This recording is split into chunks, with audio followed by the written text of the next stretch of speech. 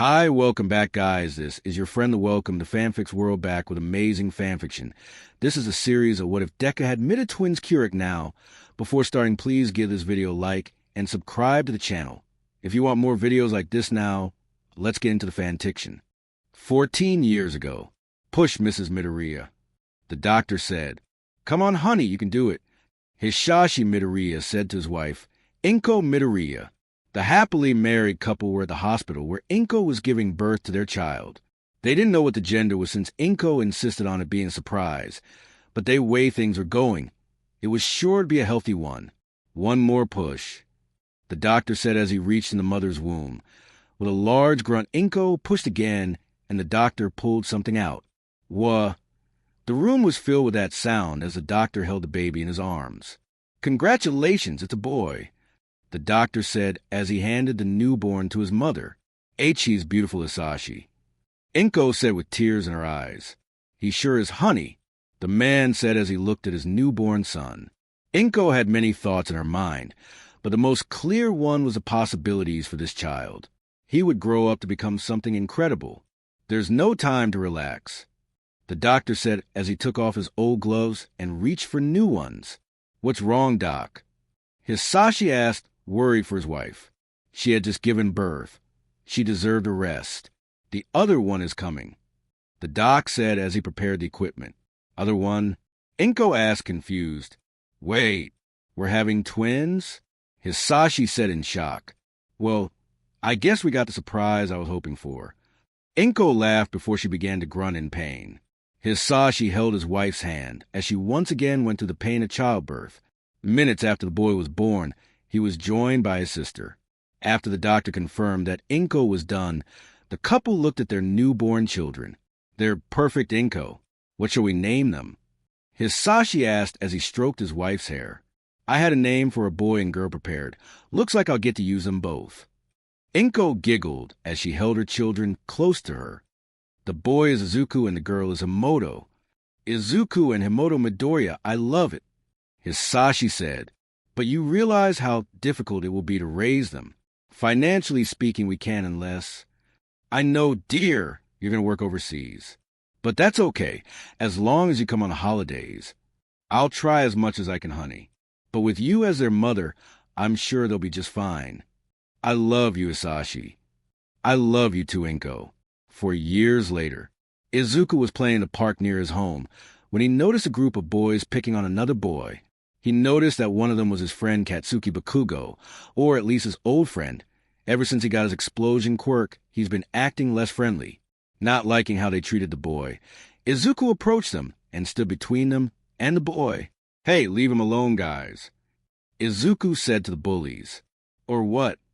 Katsuki said as he punched his hand into his palm, which made a little explosion.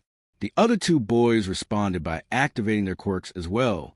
The chubby one grew wings, while the other one extended his fingernails. "Or else, I'll stop you," Izuku said as he got in a fighting stance while looking scared. "Ha! You think you can take us on without a quirk? Don't make me laugh, Deku." Izuku flinched at that name. Why did Katsuki start calling him that? "Please, Kakin, leave him alone," Deku pleaded. "Okay, we'll leave him alone, because now we have you here instead," Katsuki said as he launched an explosion at Izuku, which caused him to fall over. The other boys soon joined in as they kicked Izuku while he was on the ground. He tried to fight back, but they were just too much for him. "Hey, Izuku," a new voice said from the park entrance. It was Himoto, Izuku's sister. "I finished cleaning my room, so Mom said I could come play. Do you want to—" Himoto stopped as she saw what was happening. Her brother was being beaten by some of their classmates from kindergarten. One of them was Katsuki, who she used to be friends with before he started acting more rude. "Hey, stop it," she said as she ran toward the bullies who paid no attention to her. Once she got close, she took a deep breath and blew a green fire from her mouth at them.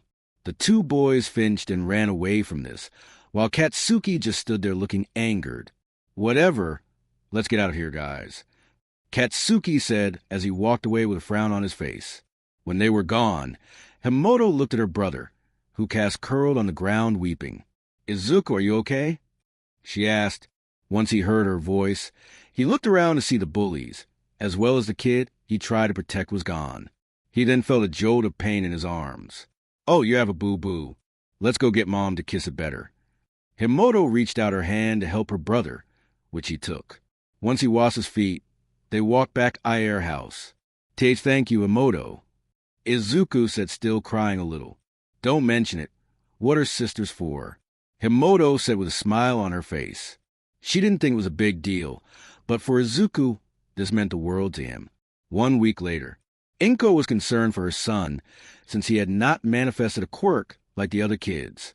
So she took him along with Himoto to the hospital to get answers. "So, kid, what do you want to be when you grow up?" Dr. Jiko asked the boy. "A hero," Izuku said with a lot of enthusiasm. "Sorry, kid, that's not going to happen," the doctor said bluntly. Izuku's face then turned to one of shock.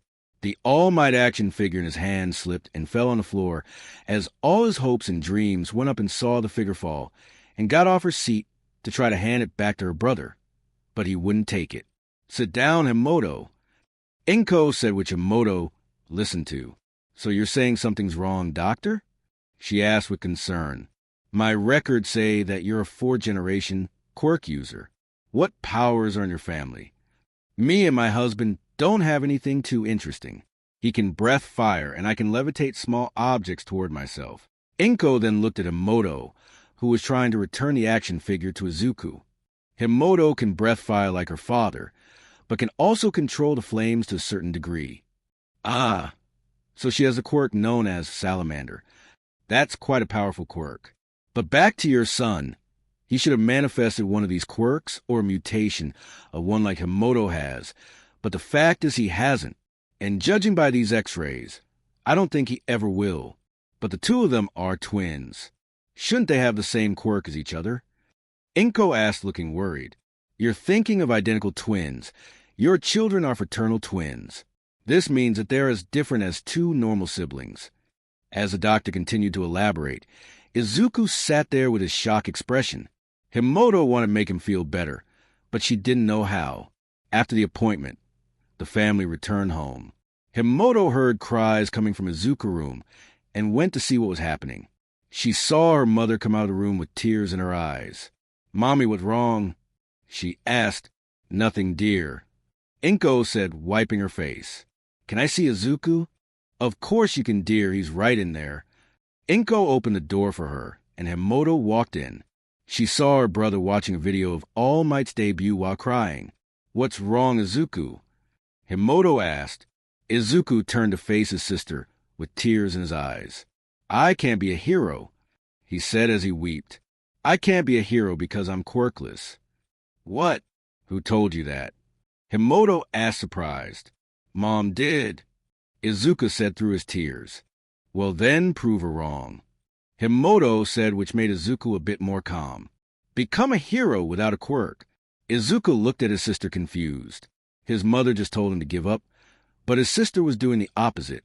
"But there are no quirkless heroes," Izuku said, wiping the tears off his face. "Then you could be the first one," Himoto said with a bright smile on her face. "But I don't think I can do that," Izuku said as his hopes started to come back. "Then I'll do it with you. You're my brother/best friend after all," Himoto said with a smile that reminded Izuku of All Might. Neither of them knew it, but this moment would affect them for the rest of their lives. Time went on for the siblings. Izuku was bullied for being quirkless, but Himoto was there to protect him. She also taught him some self-defense techniques and convinced him to do fitness training. Since he was quirkless, he needed to make up for it. Present day, Aldred Junior High. "Well, since you're all third-year students, it's time for you to pick your career paths," the teacher said. "I could pass out career papers, but..." The teacher then threw the papers in the air. "Why should I? You all want to go to a hero course, right?" The class then cheered and raised their hands while using their quirks, including Himoto, who was sitting at her desk looking out the window, and Izuku, who raised his hand, although he was not as excited as the rest of class. Yes, I know you're all excited, but please settle down. No quirk usage in school," the teacher said, causing the class to stop. "Yo, teach," a loud voice said. causing the class to look at the person who said it. It was none other than Katsuki Bakugu. Don't lump me in with these weaklings. I'm the real deal, but these punks will be lucky to end up as sidekicks to some busted D-lister. The class got angry at this statement and started to yell at Katsuki. You guys got a problem? Take me on in a fight.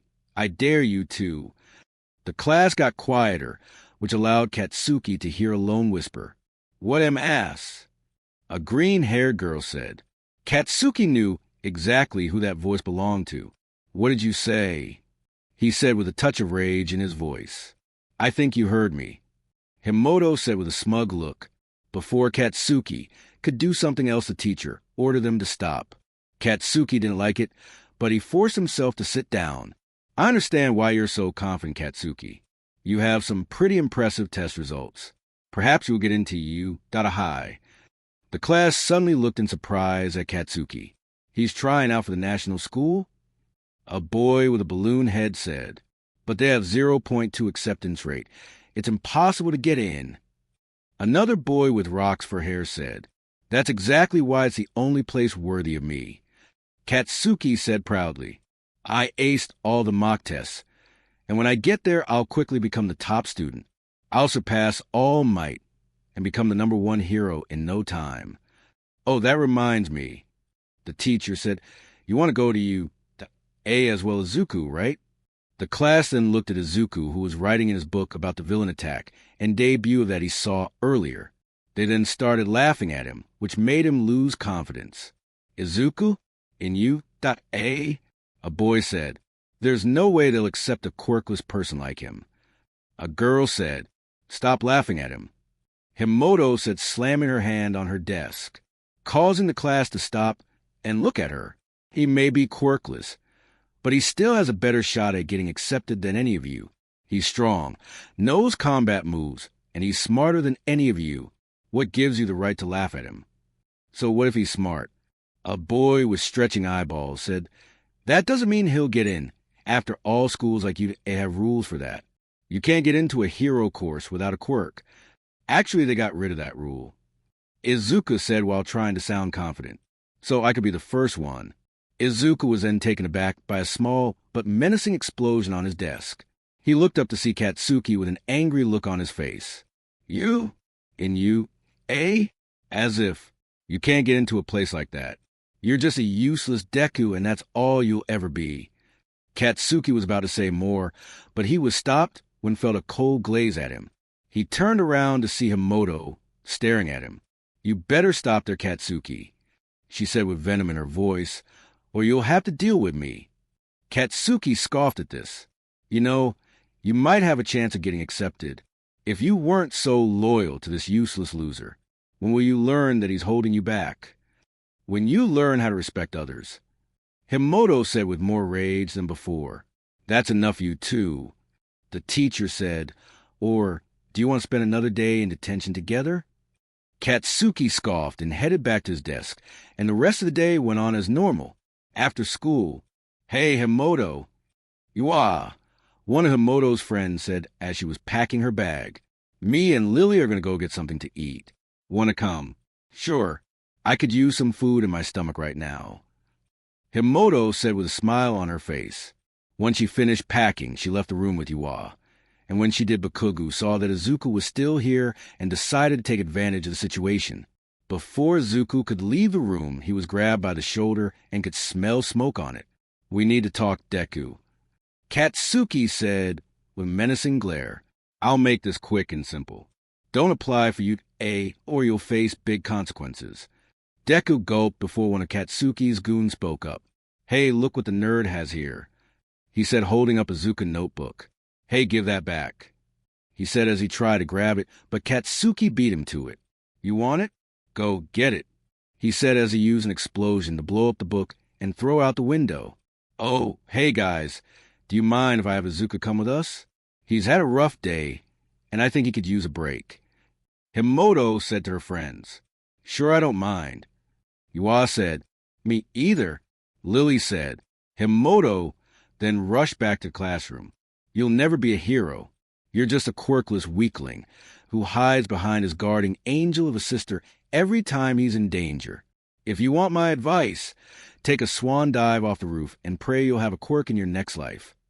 Katsuki said as his cronies laughed. Izuku just stood there trying not to cry. As Katsuki and his cronies walked out of the room, they passed by Himoto. Katsuki smirked as Himoto looked at him angered. See you later, salamander. I told you can't always be there to protect your worthless brother. Do yourself a favor and pretend you don't know him. Himoto fought the urge to punch him in the face, since she had to check on her brother first. Izuku, are you okay? She said in a comforting tone. I'm good, Izuku said with a bit of sadness in his voice. Forget about that jerk. Why don't you come hang out with me and my friends? We'll get ramen together. Thanks, but I'll pass. I'll just go home and do some of the workouts on that list you gave me. Oh, okay, Himoto said, a little disappointed. But make sure you don't just do some of them, do all of them, she said, trying to make her brother feel better. I'll try, Izuku said with a small smile on his face. He then walked out of the classroom to go get his notebook while Himoto caught up with her friends. Is he coming? Yua asked. No, he's going home. But don't worry, we can still have fun, Himoto said with enthusiasm. 10 minutes later, after fishing his notebook out of the fountain, Izuku walked home while taking a shortcut under a bridge. There he was attacked by a sludge monster and nearly got killed when suddenly the monster was blown away by a large air pressure. Take that villain, a large voice said. Izuku looked to see All Might, his idol, picking up the pieces of sludge and putting them in a bottle. All Might. Izuku squealed to himself. Fear not, young man. You're safe now. Oh boy, I have so many questions. Izuku then asked question after question about All Might's hero and personal life. But in the end, he got one of his notebooks signed by All Might. Well, I must be off, All Might said as he prepared to jump away. Izuku realized that he forgot to ask his most important question. He tried to stop All Might by grabbing his leg, which he soon regretted once he and the hero were sailing high in the air. All Might was forced to land on a nearby rooftop, where Deku recollected himself. Sorry about that, sir, but I needed to ask you something important. It's about becoming. Deku stopped when he looked at the number 1 hero become engulfed in smoke while coughing blood. The next he knew there stood a skeletal-looking man in the place of his favorite hero. Who are you? An imposter? Izuku asked, surprised. I wish I was Kid, but it's a bit more complicated than that, the man said while still coughing. He then went on to explain that he was All Might and why he looked this way. He was just about to walk out the rooftop door when Deku stopped him. Wait, sir, I have one more question. It's about becoming a hero. That depends. What kind of quirk do you have? The deflated All Might asked. That's the thing, sir. I don't have a quirk. But I do have someone who believes in me and has helped me train my body and mind. Although I want to hear your opinion about my question, can I be a hero without a quirk? The man took a minute to process the question, but he then answered bluntly. Sorry, Kid. I honestly think you can't. Whoever told you can must have been giving you false hope. You could become a good police officer or something, but not a hero. This answer nearly broke Izuku's heart. All Might just proceeded to walk back down the ground. Now, if you'll excuse me, I have to get this villain to the police station. See you later, Kid, he said as he walked out the door. Izuku stood there for a moment thinking to himself if he should listen to the pro-hero. Maybe he couldn't be a hero. That's when an image of a smiling green-haired girl appeared in his mind, and Izuku's face became one of determination. No, Himoto has worked too hard for me. I promised her I will become a hero, and I will keep my promise. While Deku thought this, All Might had reached the ground preparing to head to the police station. When he reached in his back pocket, however, his stomach dropped when he felt it empty. His stomach then dropped lower when he heard a large explosion come from a nearby area.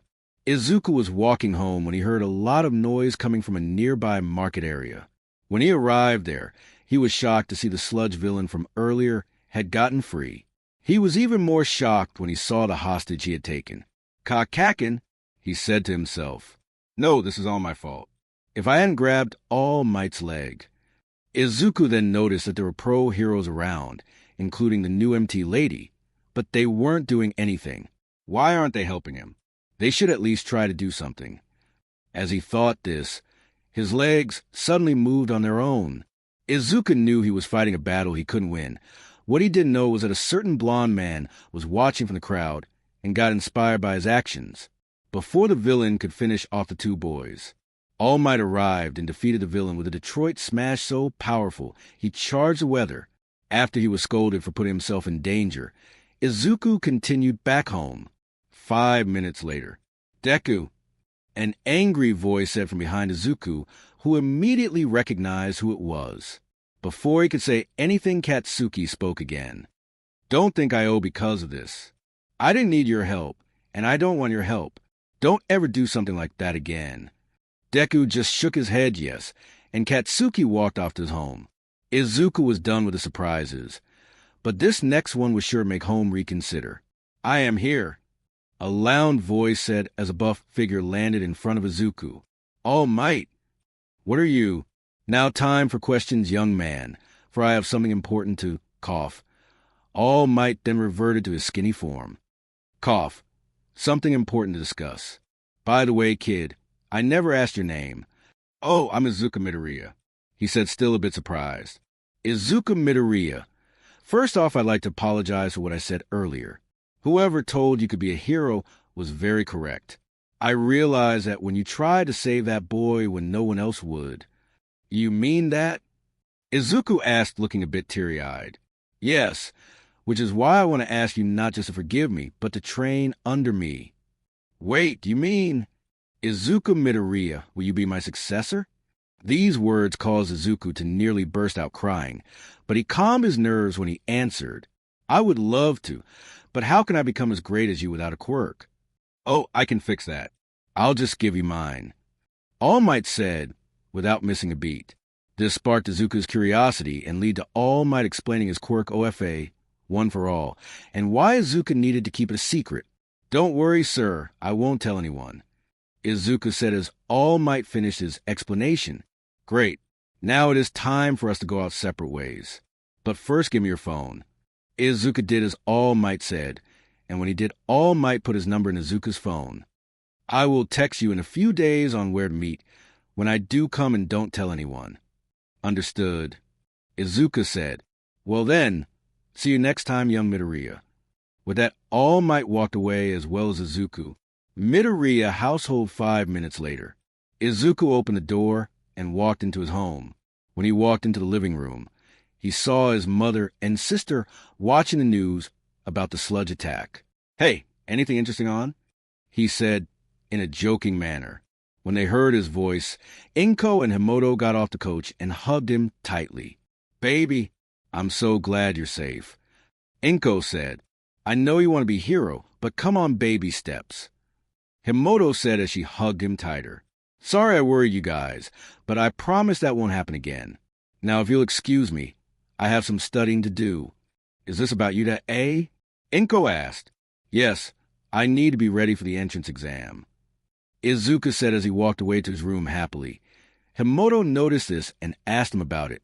Hey, bro, you sure are happy. Did something happen? Nothing too exciting. I just have a new drive to get into UA. Okay, but just so know, I've decided to apply for U.A as well.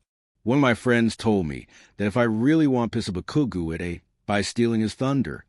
That's great. Hopefully we get in together. See you when dinner's ready, he said with a grin on his face. Himoto could tell that something special happened to him. However, she decided not to question him about it. He would tell her about it soon. After all, the two were never the type to keep secrets from each other. Izuku Himoto thought to herself, I don't know what's gotten into you, but I'm sure it means good things are coming your way. Chapter 2, New Beginnings. 2 days later, Midoriya household. Izuku woke up when he heard his phone go off. He looked at the clock and saw that it was 6 a.m. He was about to go back to sleep, but when he read the message, he became wide awake. Meet me at Dagoba Beach in 30 minutes, where we'll begin your training. The number didn't have a name, but Izuku knew exquisitely who it was. All Might wants to start my training. I won't stand him up, he said to himself.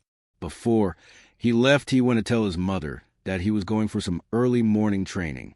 Inko seemed to believe him, so she let him go. Dagoba Beach. Izuku arrived at the beach, which appeared to be more of a junkyard. There were piles of trash all over the area, but Izuku was focused more on finding All Might. He soon came across the hero, or rather the skinny version, near the coast of the beach. "Hello, All Might, I'm ready to begin."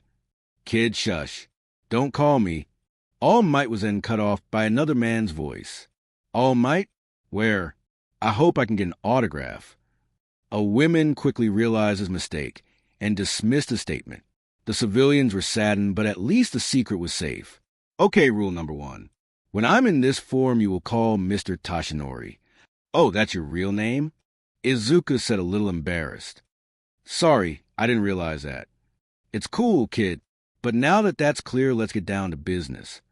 All Might was then covered in smoke, and when it cleared, he emerged as the buff hero. "Now, let us begin," he said as he pointed toward a fridge. "See that refrigerator over there? I want you to pull as much as you can in 10 minutes. Izuku looked confused at this. "What? Why? I thought I was going to learn how to use your quirk." "You will young Midoriya as soon as you're ready for it." "I thought you said I was worthy." "Your spirit is, yes. Your body, however, is not. While you may have trained and keep yourself in good shape, you still need more training before you can handle my power." All Might then explained the power and danger of OFA, and what would happen if Izuku tried to use it now. With everything explained, Izuku went to move the fridge, while All Might sat on it. After 10 minutes, he managed to move it 3 meters. "Not bad, young Midoriya, but you'll have to do better if you want to clean this whole place."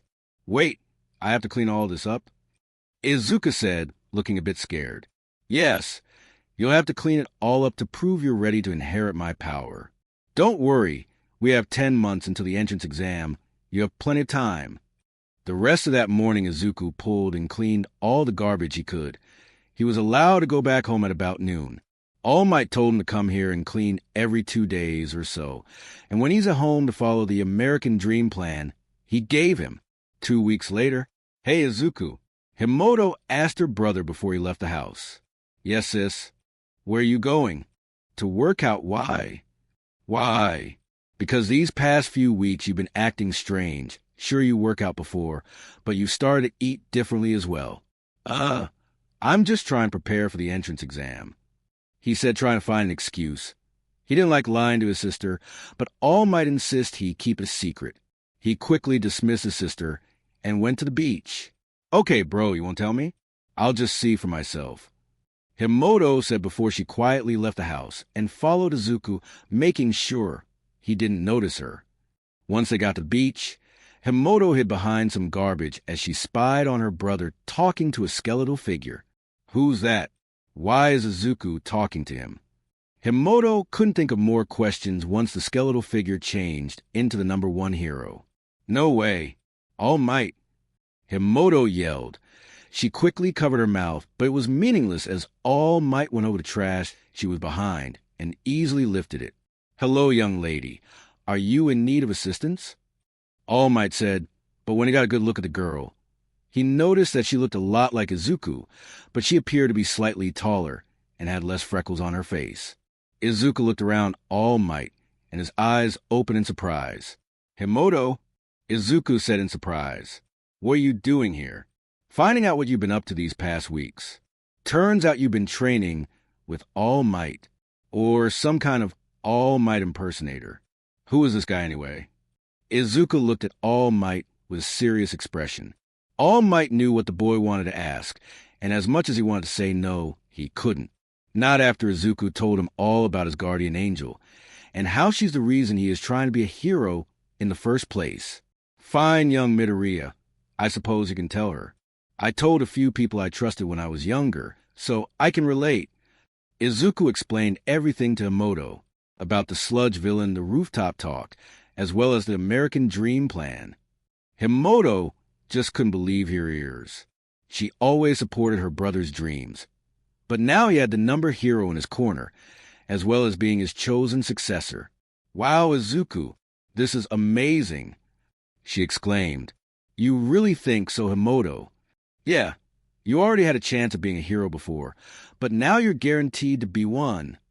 "Sorry I didn't tell you at first." All Might said it was too dangerous to tell anyone, especially family. It's okay, I understand. You were trying to protect me. Yeah, so I guess I don't have to tell you that we can't tell Mom. Don't worry. I'll tell her that you're training for UDA, and I decided to join you, which technically isn't a lie. The siblings had a quick laugh before they looked at All Might. Excuse me, Mr. All Might? Himoto said a bit shyly. It's actually Mr. Tashinori, but what is your question? Now that I know about this, I don't suppose I could... Maybe you wish to join your brother in his training. I gladly grant you that request. Really? Thank you, sir. Because even though I have a strong quirk, I need to improve my physique as well. Plus me and Izuku could have some sparring matches to hone our fighting skills. That's not a bad idea. Let us start with you two cleaning that pile over there. All Might said, pointing at a trash heap. All that. Himoto said, her enthusiasm fading. Don't worry, sis, you get used to it. Izuku said, teasing her a little. He then ran toward the garbage, and before Himoto could respond, she then went chasing after him. Haha, look at those two. All Might said with a grin on his face. They will make a fine hero duo in the near future. 7 months later, All Might arrived at the beach after receiving a text from Izuku. These past months, he and his sister had been working non-stop on the beach. Sometimes he even saw them practice fight with each other. But when he got to the beach, he saw something he was not expecting. The beach was completely clean. No trash was nowhere to be seen. He got out of his car and walked around the beach, looking for the twins. He soon found them leaning against a pile of collected trash. They were both painting and covered in sweat, while sharing a water bottle. I don't believe it, he exclaimed as he approached the twins. You two exceeded my expectations. I thought it would take you both at least another month. Well, Pat, we would have, but Izuku keep pushing me to do extra. Himoto said before she took a drink of water. Hey, Pat, you pushed me to do more as well. Izuku said, trying to catch his breath. Well, the fact is you two are done, and you realize what that means. Izuku felt excitement fill his body as his mentor changed into his buff form. The time has come for you to take what you have so rightfully earned, young Midoriya. Time for the quirk transfer to begin. Izuku couldn't help but grin. All his hard work was about to be rewarded. Himoto also found herself smiling. Her brother was about to receive something he's always wanted, a quirk that will make his dreams come true. All Might then plucked a hair from his head and held it towards Izuku. Eat this, he said bluntly, causing both Izuku and Himoto's smiles to turn into looks of confusion. Go on, eat it. In order for the transfer to work, you must take some of my DNA. Eat either this or drink some of my blood. Now eat, eat, eat. Once that little fiasco was over, the twins left back to their home. All Might told Izuku that he would contact him in a few days and take him to a new location where he could practice OFA. He was excited to learn how to use All Might's power, but he was also worried because what if he couldn't handle it? 2 days later, Izuku and Himoto were waiting at a cafe that All Might said to meet him at. They waited for a while, but eventually All Might arrived in his small form. Why is your sister? He asked. I train better when she's around. I hope that's not a problem. Izuku said, I suppose not. Now you two, follow me to the new location. The twins followed the pro hero on a train and through a short path. They soon realized that they were being taken to Udata High, their dream school. Once they went to front gates, they went to a gym labeled Gym Gamma, where they saw an old lady with a weird-looking cane standing in the middle. Who are you? Izuku asked. I'm Recovery Girl, she said. She's a school nurse. All Might said, I had to call in some favors to get you the gym and Recovery Girl, but it will all be worth it. You see, using your new power at first may give you some minor injuries. So she's here to help you through that. Sounds okay, I guess? Izuku said unsurely. So let's begin. All Might said, as he then went to get a dummy out of the supply closet. Eiichi placed it in front of Izuku and walked beside him.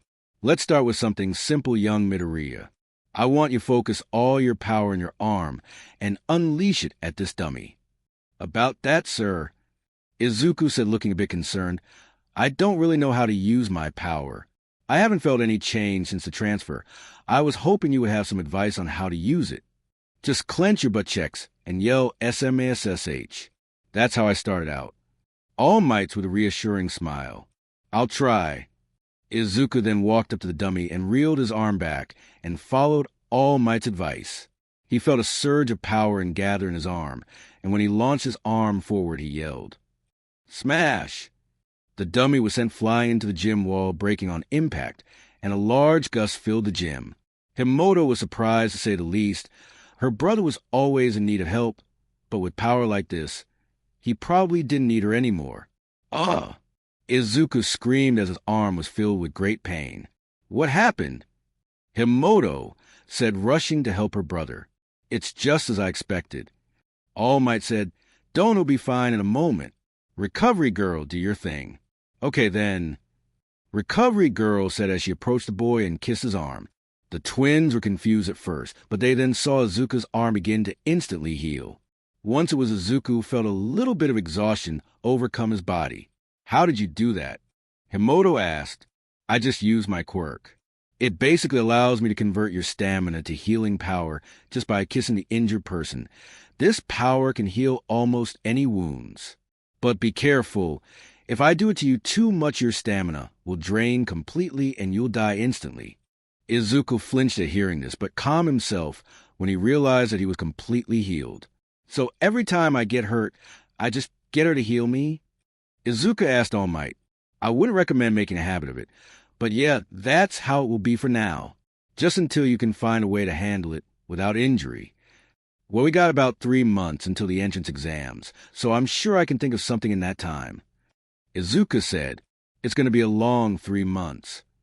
Himoto said with a worried expression. 2 months later, Izuku was resting in Recovery Girl's office. He had been training with Himoto in the gym to try to control his quirk better. But every time he used it, he just broke his arms and fingers. This time he broke his fingers so bad that they had to be bandaged after Recovery Girl healed him. I can't keep doing this, she said, turning to look at the deflated All Might. I was fine doing it once, and have keep doing because I respect you, but I have reached my limit. I can't watch this boy hurt himself anymore just to control his power. There must be some way he can learn how to use his power properly. We understand, Recovery Girl, All Might said, before he and the siblings left the school. They parted with All Might at the train station as they got on the train to their home. Hey, Himoto, Izuku said shyly. Yeah, Izuku? Do you have any advice on how I can better control my power? Himoto thought for a moment, then gave her answer. Actually, yeah. You see, I feel like your power is kind of like my power. Really? Izuku asked, confused. Yeah. You see, when I use my power too much, I get a huge headache. Kind of like when you use too much of your power at once you hurt your body. Are you saying I should start using less power? Yeah. Instead of using 100% right off the bat, ease into it. Start at lower percentages.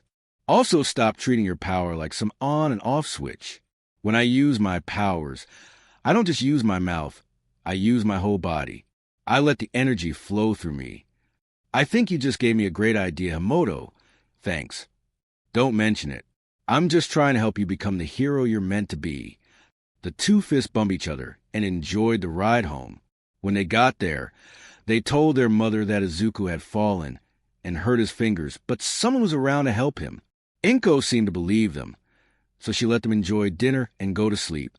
The next day, Izuku woke up early and headed to the roof of his apartment building.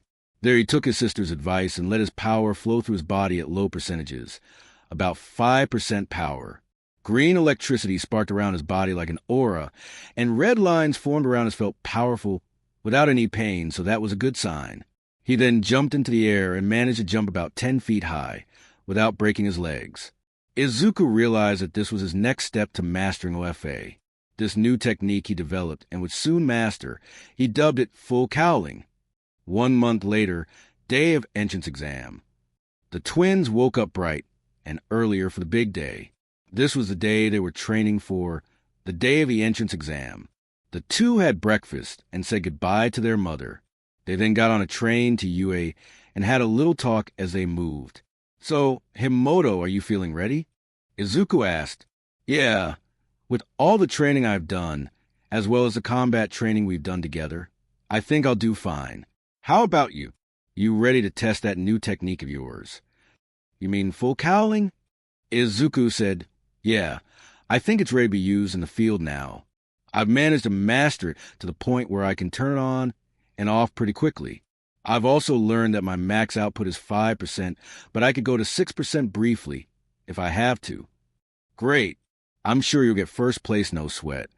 Himoto said with a bright smile. I'm not sure about that, but thanks for support. The two then waited a few minutes before they reached their stop.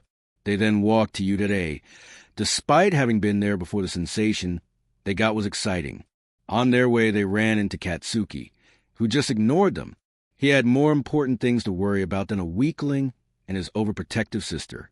The siblings continued walking when suddenly Izuku tripped on a rock and began to fall. But he never hit the ground. In fact, he was floating. Sorry for using my quirk on you, without permission. A voice said. Izuku looked to see a girl with brunette hair and rosy cheeks. She then straightened him and released him. Oh, it's no big deal. Izuku said, a bit flustered. The girl then wished him luck and waved goodbye as she went into the school. You okay, bro? Himoto asked, looking confused. Why, yeah, I'm fine. Izuku said, pulling himself together. He then rushed into the building while Himoto followed behind him. What was that about? She thought to herself. When the pair got in, they sat as President Mike explained the exams. Izuku mumbled during the speech, which caused him to get scolded by a boy with glasses. After the explanation was over, the students took the written exam and proceeded to the practical exam. 20 minutes later, Battleground B. Izuku was stretching as he prepared for the test. He had completed the written exam, and it was now time for practical exam. He and Himoto had been assigned to different battlegrounds, so he had to do this alone. They had wished each other good luck, though. He then noticed a brunette from earlier preparing for the test. He wanted to thank her for saving him, but as he approached her, he was stopped by the boy who scolded him at the written exam. What are you doing? The boy asked. I just wanted... Izuku was then cut off. That girl is trying to prepare for the exam. Can you not let her focus? Or are you looking to sabotage the young lady? Izuku was about to answer no, but before he did, President Mike spoke through the speakers. Are you ready? Then go. With those words, the gates opened, but no one moved. What are you all waiting for? There are no countdowns in real battles. Go! Everyone suddenly ran into the battleground, ready to take out any robot they saw.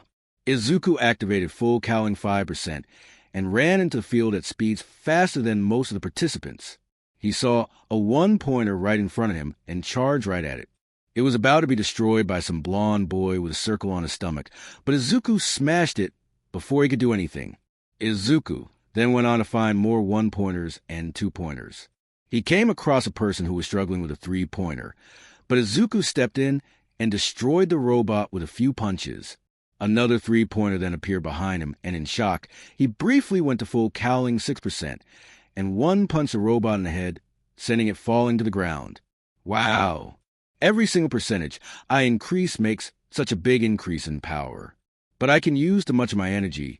There's still a few minutes in the exams.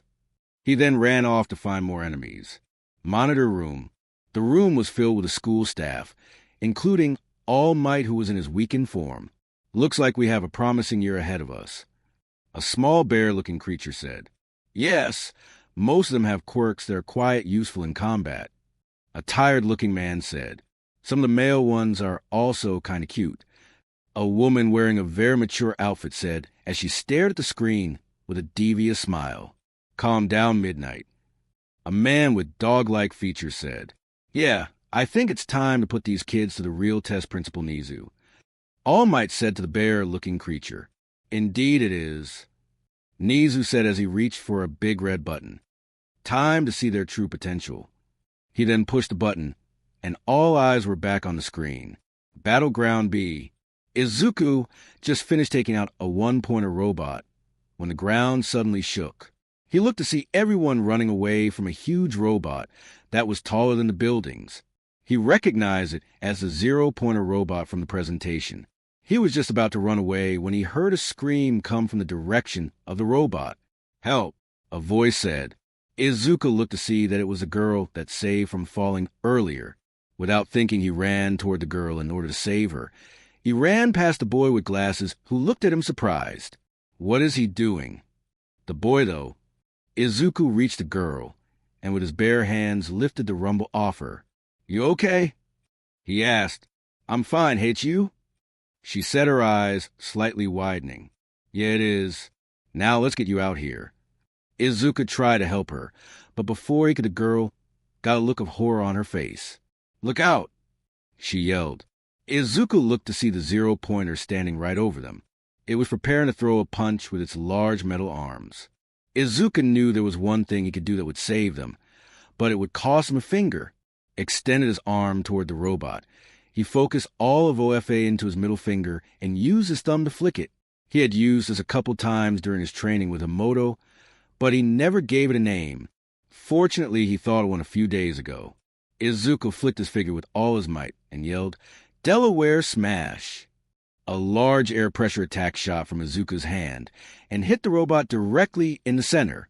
The force was so strong that it pushed the zero-pointer back and caused it to fall on the ground. Everyone was stunned to see such a display of power, including the staff in the monitor room. "Time's up," President Mike said, causing everyone to snap out of thought. All participants make their way to the exit. Those who have injuries stay where you are. Help is on the way. With that, Izuku sat on the ground, holding his finger, which was now limp. "Oh man, I hope Recovery Girl isn't too mad," he thought to himself.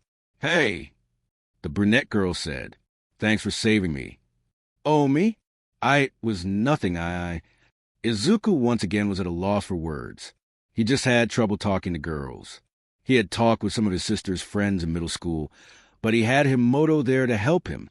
Before he could embarrass himself even more, Recovery Girl showed up and healed his broken finger and the girl's twisted ankle.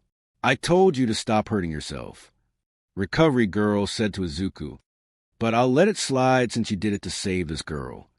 Once that was done, Izuku left the battleground, trying to cover his blushing face. The girl just watched him as he left. "Hey, I forgot to ask his name." "Well, guess I'll just have to ask when I see him in school. I hope we both get in." 1 week later, Midoriya household. "I can't believe you beat me again," Izuku said as he lost for the third time against Himoto in Mario Kart. "Ha! What can I say? You have a lot to learn from me." Himoto teased as she punched Izuku's arm gently. Suddenly, Inko came rushing in with 2 letters in her hands. She can so fast that she fell on the floor. "Yo, you two! The letters are here," she exclaimed. "Really?" Izuku quickly went to help his mother up and grabbed the letters from her. "Let's go open them in my room, Himoto." "Sure thing," Himoto said as the two went into Izuku's room and opened the letters, only to find a disc instead of papers. You go first, sis," Izuku said. "No, I insist you go, Izuku," Himoto said. "No way. You're the reason I had a chance to pass in the first place. You have the honor going first." "Sai, okay," she said as she activated her disc, and a hologram video of All Might appeared. "Congratulations, Izuku Midoriya." Izuku's eyebrows quirked in confusion. Himoto, however, began to giggle. "Gotcha. When you weren't looking, I swamped my letter with yours. So looks like you went first after all." Himoto laughed to herself a bit longer before she and Izuku looked back at the video. All Might continued to talk for a while, but then someone off-screen told him to hurry up since he had more videos to make. "All right, in order to save time, I shall say only the important things. Izuku Midoriya, you managed to gather 31 villain points. Normally that wouldn't be enough to pass." Izuku suddenly felt tears in his eyes. Himoto was about to comfort him, but All Might got their attention back. "However, we were not just judging the test by how many enemies you defeated. There was also a secret portion of the test known as rescue points. Any hero can defeat villains, but a true hero chooses to save innocents' lives over fighting villains. You were the perfect example of that during the entire exam, especially when you saved that girl from the zero-pointer. Wait, you destroyed that huge robot? I had one of those in my area, but I just ran. Himoto said eyes widened. Well, I didn't. I saw someone in trouble, and I had to help them. Izuku said, that'd sound like something you do.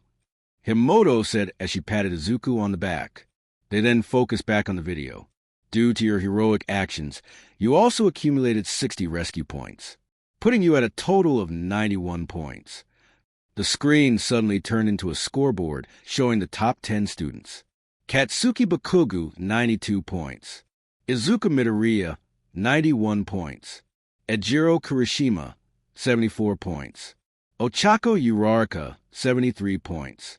Ibra Shiosaki, 68 points. Itsuka Kendo, 65 points. Himoto Midoriya, 62 points. Tenya Ida, 61 points. Tetsu, 59 points.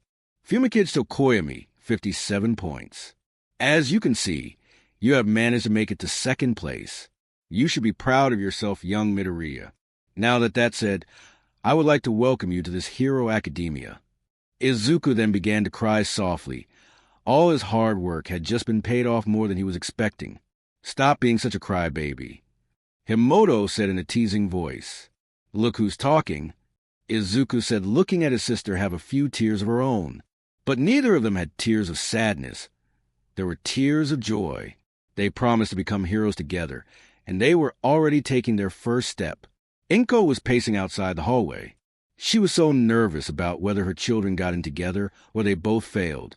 Suddenly the door opened, and the twins stepped out with bright smiles on their faces. Gasp, oh my babies, she said as she cried and hugged her children tightly. She couldn't be more proud to be their mother.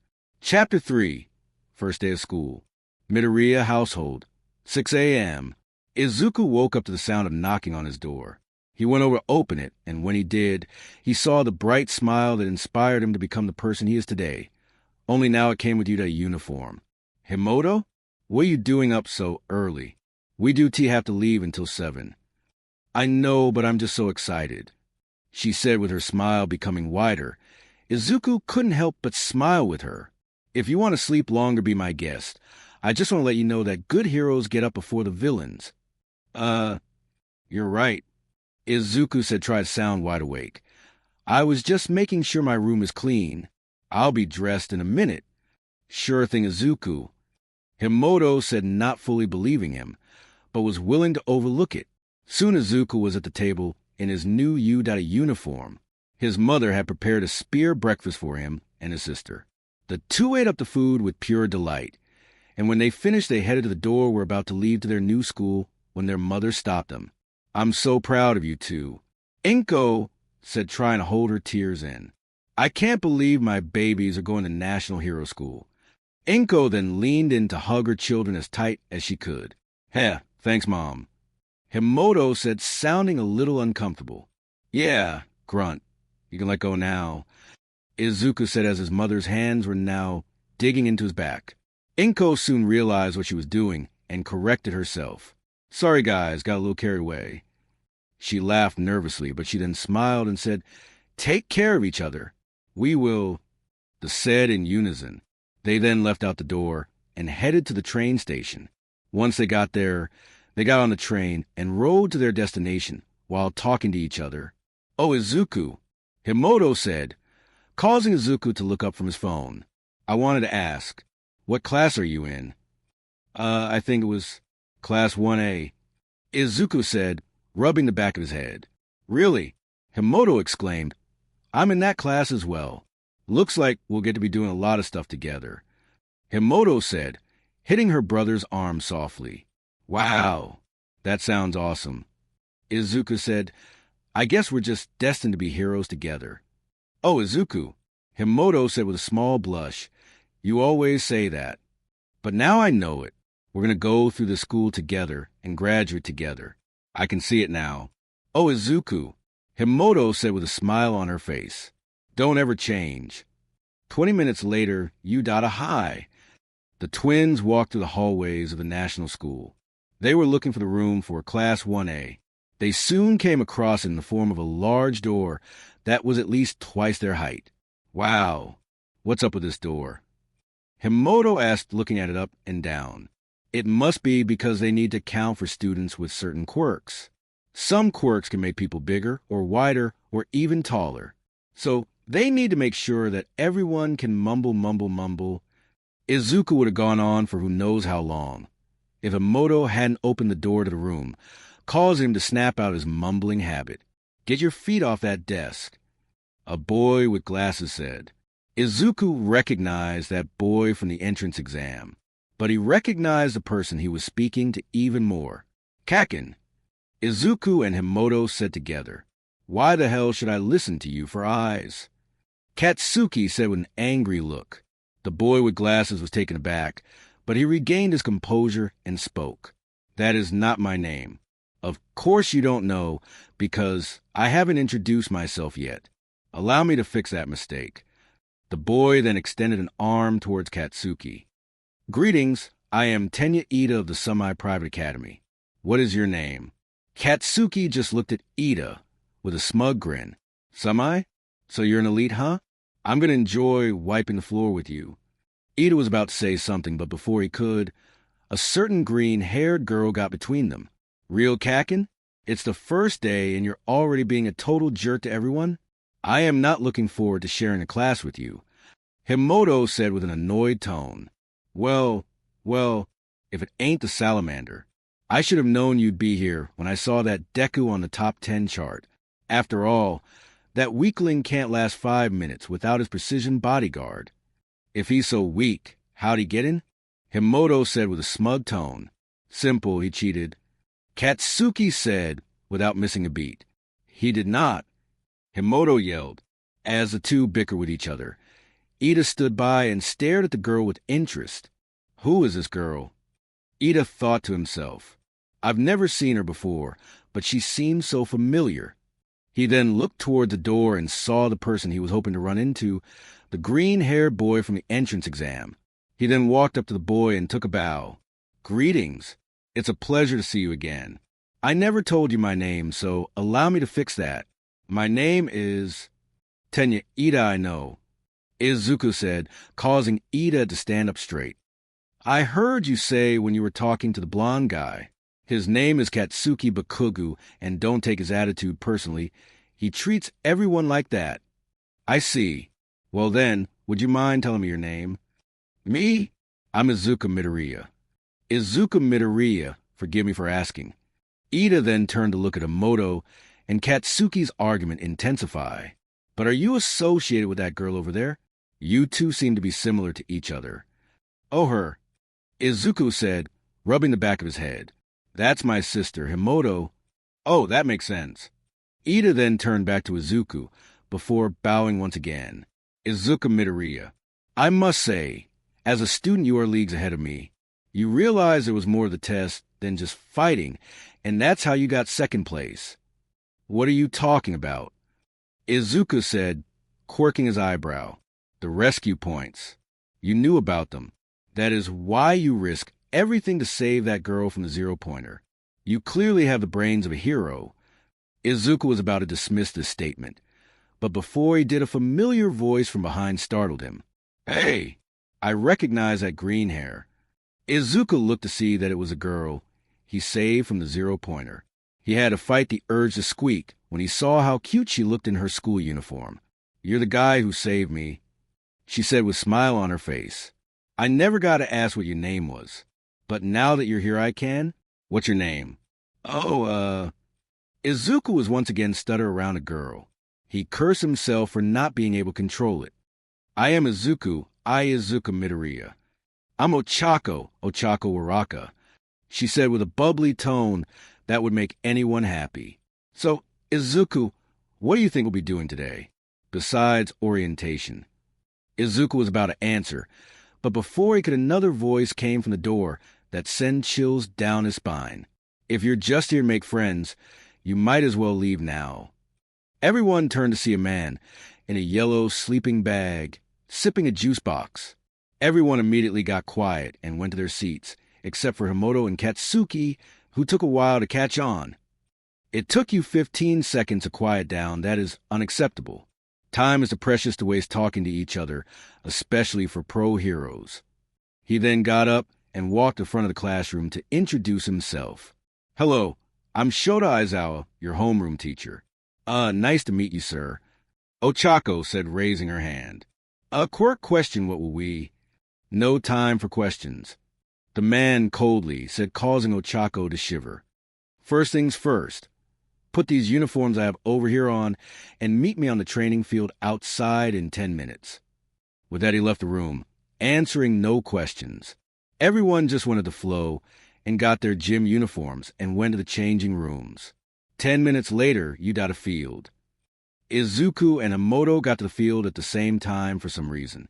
They shared a quick laugh about it before they noticed their classmates approaching them. Not long after, appeared in front of them. All right, I'll make it simple to understand. We're here because you guys are going to take a quirk apprehension test. I want to see how much potential you all have. Aizawa said in an unamused tone. What about orientation, sir? Ochako asked. If you guys are going to be pros someday, you need to learn how to separate the important things from the non-important ones. Aizawa said, which seemed to satisfy the class. Okay, so Aizawa then looked at Katsuki. Katsuki Bakugu, come over here. Katsuki approached the man with a somewhat angry face. Once he was close to him, he was handed a softball. What was your longest softball throw in middle school? Aizawa asked. I don't know, 68 meters maybe. Katsuki said, Okay, now I want you to throw this ball as far as you can, but this time use your quirk, and make sure you stay in the circle. Katsuki's face lit up when he heard this. He always jumped at the chance to show that he was the best. Katsuki agreed and walked into the circle on the ground. Katsuki reeled back his hand, and with all his might, he launched it forward with a powerful explosion while yelling, Die! Die! The class thought in unison. Soon the ball landed on the device in Aizawa's hand, then beeped and showed the result, 705.2 meters. He said. The class looked in awe. They didn't know they would have someone with a powerful quirk like this. That was so manly, a boy with red hair said. Wow! A pink-skinned girl said. So we get to use as much as we want? This is going to be fun. The cheerful mode was then dampened by the serious tone of their teacher. Fun, you say? Well, how fun does this sound? The person who gets last will be immediately expelled from the hero course. What? The class all said, but not together. But that's not fair. Ochako said. Yeah, it's only our first day. You can't expel us before we even start. Himoto said. Fair. Aizawa said with a slightly annoyed tone. You think natural disasters are fair? Or how about villain attacks? The world is full of unfairness. It's your duty as pro heroes to combat that unfairness. But if you don't think you're up to it, then save us the trouble and leave. The class suddenly quieted down as they realized that this man wasn't being unfair. He's just being realistic. Aizawa saw his mood change, and a small smile came to his face. Glad we're on the same page. Now let's get this show on the road. Test 1, 50-meter dash.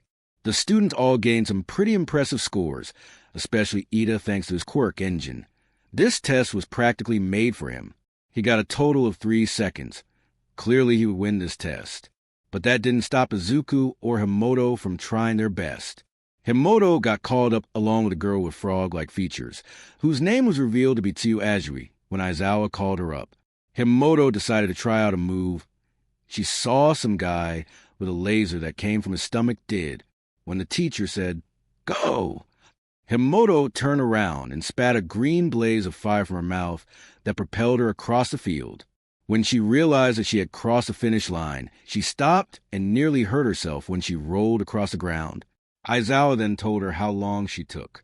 5.12 seconds. Everyone was impressed by her creative thinking, especially Aizawa. Way to go, Himoto. Izuku cheered, which caused her to smile. Next up, Izuku Midoriya and Katsuki Bakugo. Aizawa said. Izuku gulped a little, but regained his composure. He had nothing to fear. It's not like they were going to fight, at least not yet. He and Katsuki both got into running positions. Before Aizawa could start the test, Izuku activated full cowling 5%. He managed to do it just before Aizawa told him to start. He and Katsuki then took off with Katsuki using his explosions, and Izuku using running as fast as he could. Katsuki was slowly getting ahead of him, and Izuku couldn't let that happen. He needed to get the best scores possible. So he increased his output to 6%, and at the last second, he got ahead of Katsuki. Izuku Midoriya, 4.01 seconds. Katsuki Bakugu, for 0.15 seconds. Not bad, you two. Aizawa said. Izuku felt good to be praised, but that feeling was suddenly dosed when he heard the growls of an explosive teen. DKU? How did you do that? Since when do you have a quirk? He see. Then charged at Izuku like a wild animal, but was caught by a rope-like object. Everyone looked to see Aizawa using his scarf on Katsuki, while looking at him with red, glowing eyes, which bothered the class. What's wrong? Why can't I break free? And why isn't my quirk working? Katsuki yelled as he tried to tear and burn the fabric. That is a capture weapon made to hold a lot more than a pissed-off teen. So don't bother. As for your quirk, I simply used my quirk on you. Everyone was confused, but then they began to recognize the man. The tired looks, the costume, and now the quirk. Your Eraserhead, Izuku said in both shock and excitement. The underground hero. Yeah. Calm yourself. Back to business. Katsuki, this outburst is unacceptable. Do it again, and you'll be the one getting expelled. Aizawa said with annoyance in his voice. Katsuki could just grind his teeth as he walked back to the group. That damn nerd. He thought to himself. Was he hiding a quirk all along? Test 2, grip strength, over 540 kilograms. Aizawa said as the boy with multiple arms referred to as Mizo Shoji finished pulling the machine. Great job. No fair. He has like 6 arms. A short boy with grape-looking hair said. Of course, he would be one to complain since he got the weakest score on this test so far. That totally beats my score of 56.3 kilograms. Himoto said, looking defeated. Don't worry, sis. You still did great on the dash. Izuku said, trying to comfort her. Next up, Izuku Midoriya. Aizawa said. Izuku's face became determined as he approached the grip machine. When he put his hands on the lever, he activated full cowling 5%. But after seeing such a display of power from Shoji, Izuku decided to go over his limits. Izuku pushed the output of OFA to the most he could handle, 8%. He then squeezed with all his might, and after a few seconds the device beeped rapidly. Izuku let go, while fighting to stand up since using that output clearly drained his stamina. Over 999 kilograms. Aizawa said with a bit of shock in his voice. Most impressive. The class just looked in awe and some even praised Izuku for his incredible strength. Nice job, dude. A boy with a black thunderbolt in his blonde hair exclaimed. So strong. A girl with pink skin exclaimed. So manly. A boy with spiky red hair exclaimed. Not fair. The great-haired boy from before whined. Way to go, bro. Himoto said, fist bumping Izuku as he returned to her side. Wow, I can't believe I was able to do that with only 8% power. Izuku thought to himself, OFA is more powerful than I thought. The sooner I master it, the better. In the end, Izuku managed to get the top score on the test. Side note, Izuku was able to lift a steel-eye beam with one hand at 8% power. Surely using both hands would be able to go over a metric ton, 1,000 kilograms. Test 3, sand pit jump. Looks like that Azuri girl has this in the bag. Himoto said to Izuku, yeah, from what I've seen, her quirk allows her to jump far. This test was made for her. Izuku said. The test went on, and everyone managed to jump over the sand pit. Izuku managed to just barely make it using full cowling 5%. He considered using more power, but after the grip test, he knew that he had to keep his energy up for the remaining test. Last up was Himoto. Here it goes. Himoto said as she did what she did during the 50-meter dash and shot her flames from her mouth, only this time she made herself go a bit higher. She easily cleared the sandpit.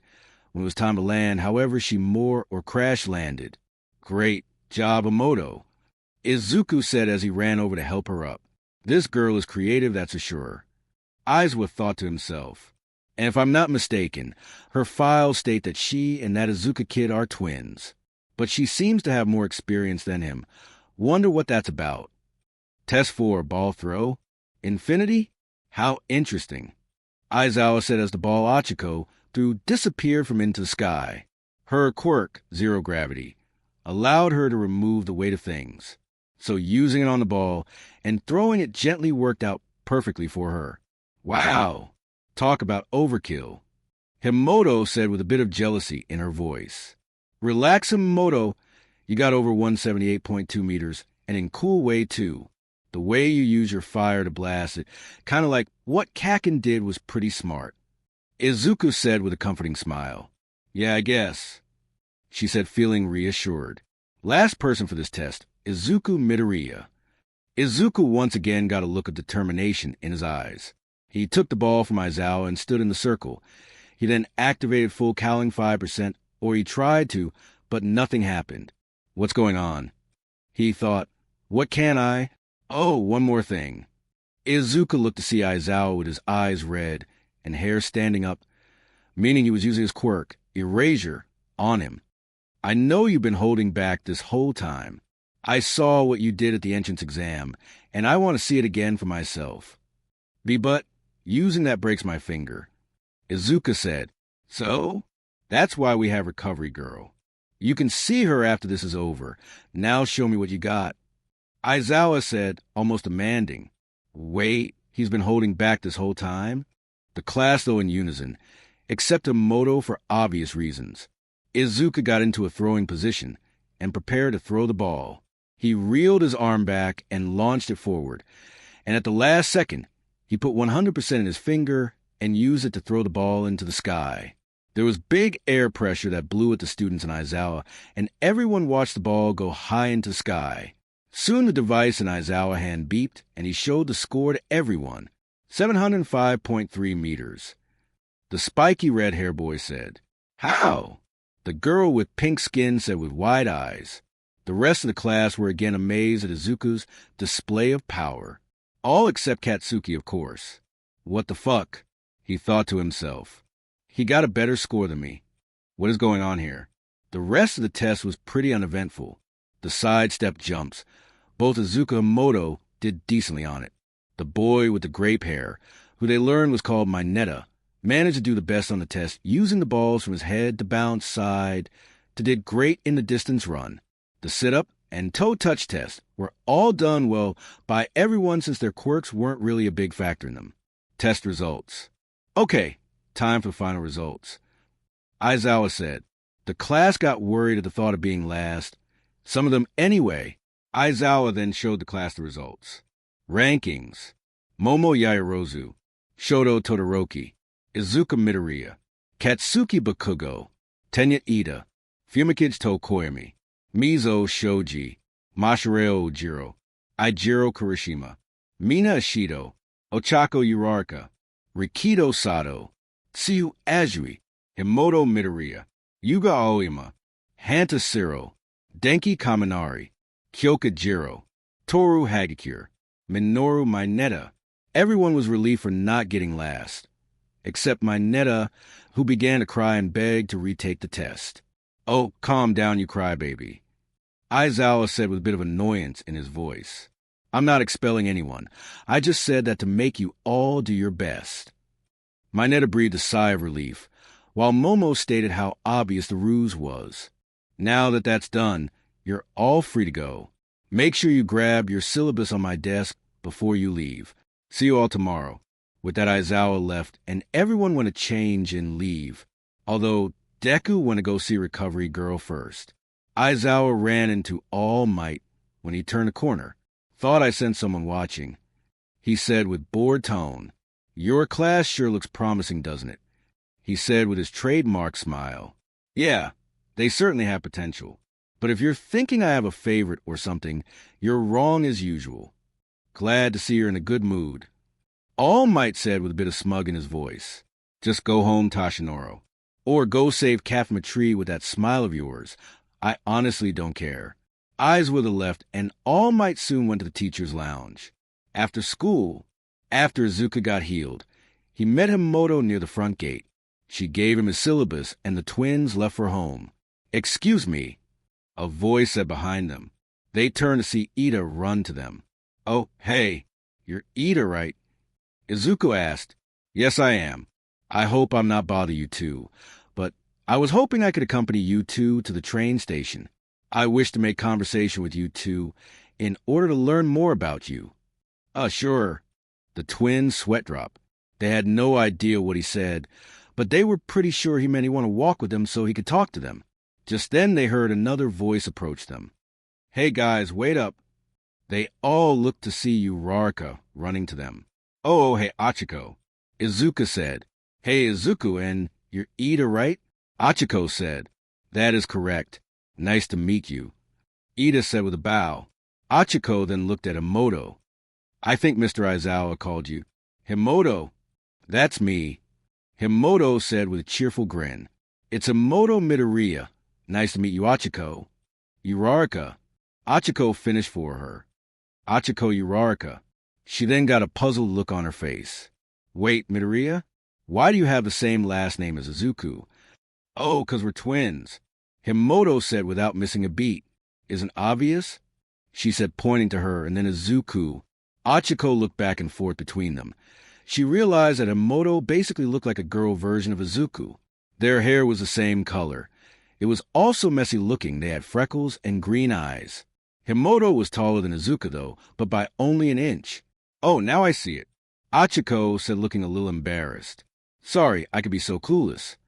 "It's no big deal." Himoto said, "Want to walk with us?" "Sure. That's why I came looking for you guys after all." Achiko squeaked with excitement. The group of four then made their way to the train station.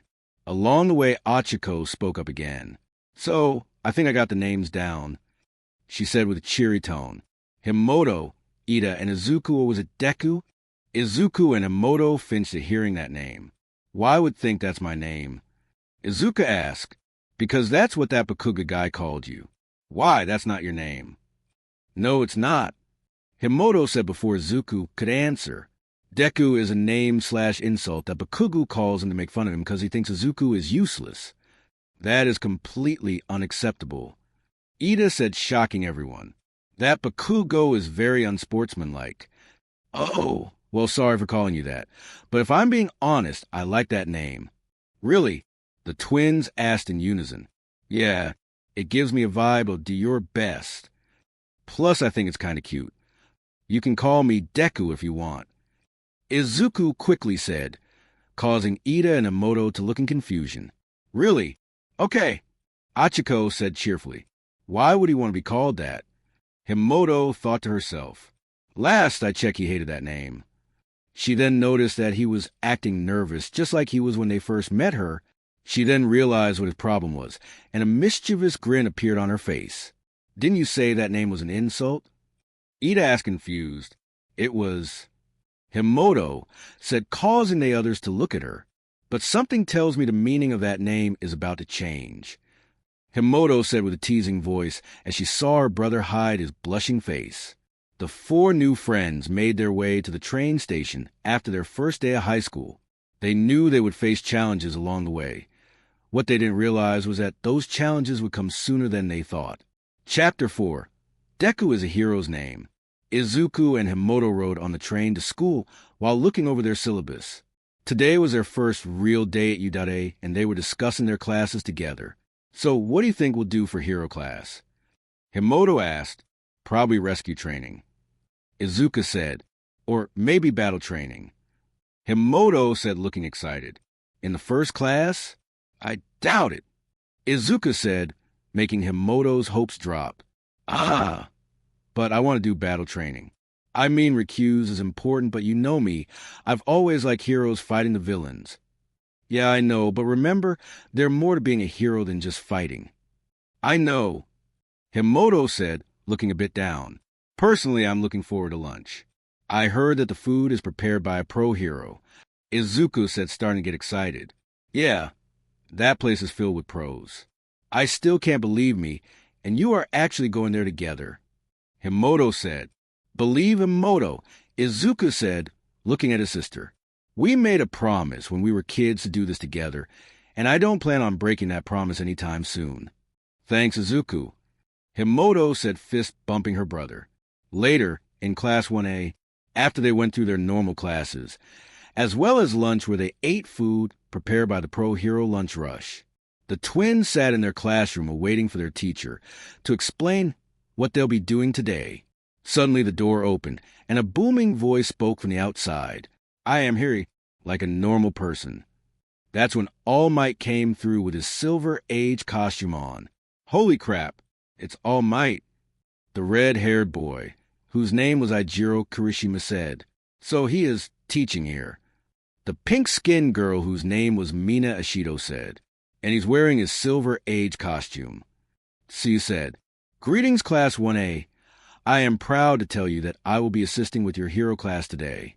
As for what we will be doing, well, read this card. All Might then held up a card for the class to see. They read it, and most of the class cheered on excitement, while a few got a bit nervous. The card said battle training. Yeah, Katsuki said. Now I'll get to kick some ass. That's not the point of battle training, but Kugo. Himoto's sweat dropped. She then shook her head, and a smile appeared on her face. But I'll be honest, I'm looking forward to fighting one of our new classmates. How about you, Izuku? She turned towards Izuku. Yeah, I guess. Izuku said without a lot of enthusiasm. Now, first things first. A big part of being a hero is looking good while doing it. All Might joked before pressing a button that revealed 20 suitcases. In these suitcases are your hero costume that the support department made when you turned in your paperwork. Put these on and meet me in ground beta in 10 minutes. See you there. With that, All Might left the room. The class quickly got up, grabbed their suitcases, and headed for the locker room to change. 10 minutes later, ground beta. Greetings, young Midoriya. All Might said as Izuku walked out of the doors for All Might to see him. Oh, hey, All Might. Deku said, Your costume seems a bit familiar. All Might said, looking up and down at Izuku. He was wearing a green full-body jumpsuit with beige gloves, black kneecaps that reached from his shin to his thigh, a metal respirator and hood that he chose not to wear, and a pair of red sneakers and red belt with pouches around his waist. Oh, yeah, I based it off of your costume a little bit. I hope you don't mind. Izuku said, Of course not. I'm just a little amused, but I respect your costume. All Might said, trying to suppress a laugh in his mouth. I think it looks great. A feminine voice said from behind them. They turned to see Himoto approaching them, in a hero costume similar to Izuku's. They matched in each other in terms of color. However, Himoto's suit was made of fire-resistant material. She had beige gloves and boots, as well as a beige belt with pouches. She also had a black sleeveless jacket over her jumpsuit to make it more unique from her brother. Her suit had flammable points that she could use to carry her fire in battle, and she had a black mask with lenses to protect her eyes from fire and bright lights fire tends to make. Your outfit looks great, as well, Himoto. Izuku said, looking up and down at her. Thanks, but it's thanks to you. Good thing we decided to use your notes together. Himoto said, Yeah. Izuku said, Wow. Your costumes look great. A new voice said from down the entrance. The twins turned to see Ochako approaching them. Your costume looks great, too. Right, Izuku? Himoto said in a teasing voice. You are why, yeah. Izuku squeaked out as his face turned slightly red. Thanks, but it didn't come how I expected. They got the design right, but it's a little skin tight. I should have been more specific. But look at you guys. Now people will know you're twins when you're civilians and heroes, she said, pointing at them. Thanks, Ochako. Himoto said, and don't feel so bad. My suit kind of rides up on me as well, she said, pulling the fabric on her arms. I love this school. A voice said beside them. They turned to see Mineta in his hero costume, which was basically a purple and yellow cape, ogling Himoto and Ochako. Before Izuku could do anything, Himoto shot a flame from her mouth straight at Mineta, forcing him to dodge it barely. Nice move, sis. Izuku said, smirking. Thanks. Himoto said. Soon all the other classmates showed up and started talking about their costumes. Many praised Izuku and Emoto for their matching outfits. Once everyone was gathered, All Might explain the lesson. This lesson is simple. You will get in pairs of 2 and fight as either heroes or villains. The heroes must win by apprehending the villains or recovering the fake bomb inside the building. The villains win if the heroes are defeated or time runs out. Now let us begin. Draw from these slots and locate your partner. Excuse me, sir, Ida said, raising his hand. Not to be rude, but why must we draw from lots? Why not choose our partners ourselves? Because that's not how real problems work. Everyone looked at Izuku, who suddenly spoke up. He got a little nervous at the attention, but kept speaking. Why, you see, real heroes can't always pick and choose their partners. They have to work with who's around. This will help us adapt to real situations better than choosing our partners. That is correct. Good job, young Midoriya. People looked at Izuku impressed, as well as a certain girl with a ponytail. He's smart, I'll give him that. Good point. Excuse my interruption. Ida said, all is forgiven. Now let us proceed. With those words, everyone drew from the lot and found their partners. The resulting team were Team A, Izuku Midoriya, Achiko Uraraka. Team B, Mizo Shoji, Shoto Todoroki. Team C, Minoru Mineta, Momo Yaoyorozu. Team D, Katsuki Bakugu, Tenya Ida. Team E, Mina Ishido, Yuga Aoyama. Team F, Himoto Midoriya, Rikido Sato. Team G, Denki Kaminari, Kyoka Jiro. Team H, Fumikichi Tokoya Mitsuyu Azui. Team I, Masahiro Jiro, Toru Hagakure. Team J, Hantasiro Ejiro Kurishima. Cool, we get to work together, Deku, Achiko exclaimed. Why, yes, he cool. Izuku stuttered while blushing. I can't wait to tease him for this. Himoto, though, as she saw them talking. Now time to announce the matches. All Might said. The matches were as followed. Battle 1, Team A versus Team D. Battle 2, Team BB Team I. Battle 3, Team H versus Team J. Battle 4, Team G versus Team C. Battle 5, Team E versus Team F. Oh crap. Izuku thought to himself as he locked eyes with Katsuki. He knew they would be fighting, but he didn't think so soon. I'm going to enjoy this. Katsuki said to himself with an evil smirk. This is going to get interesting. Himoto thought to herself. All non-participates. Head to the monitor room where we will observe the battles.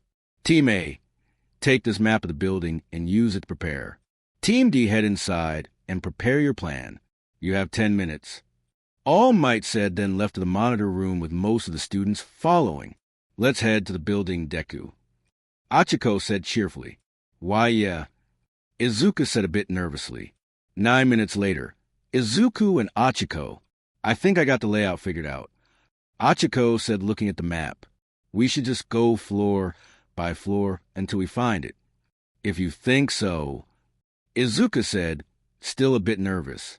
By the way, Deku, before we go, I was wondering, since I told you about my quirk, want to tell me about yours?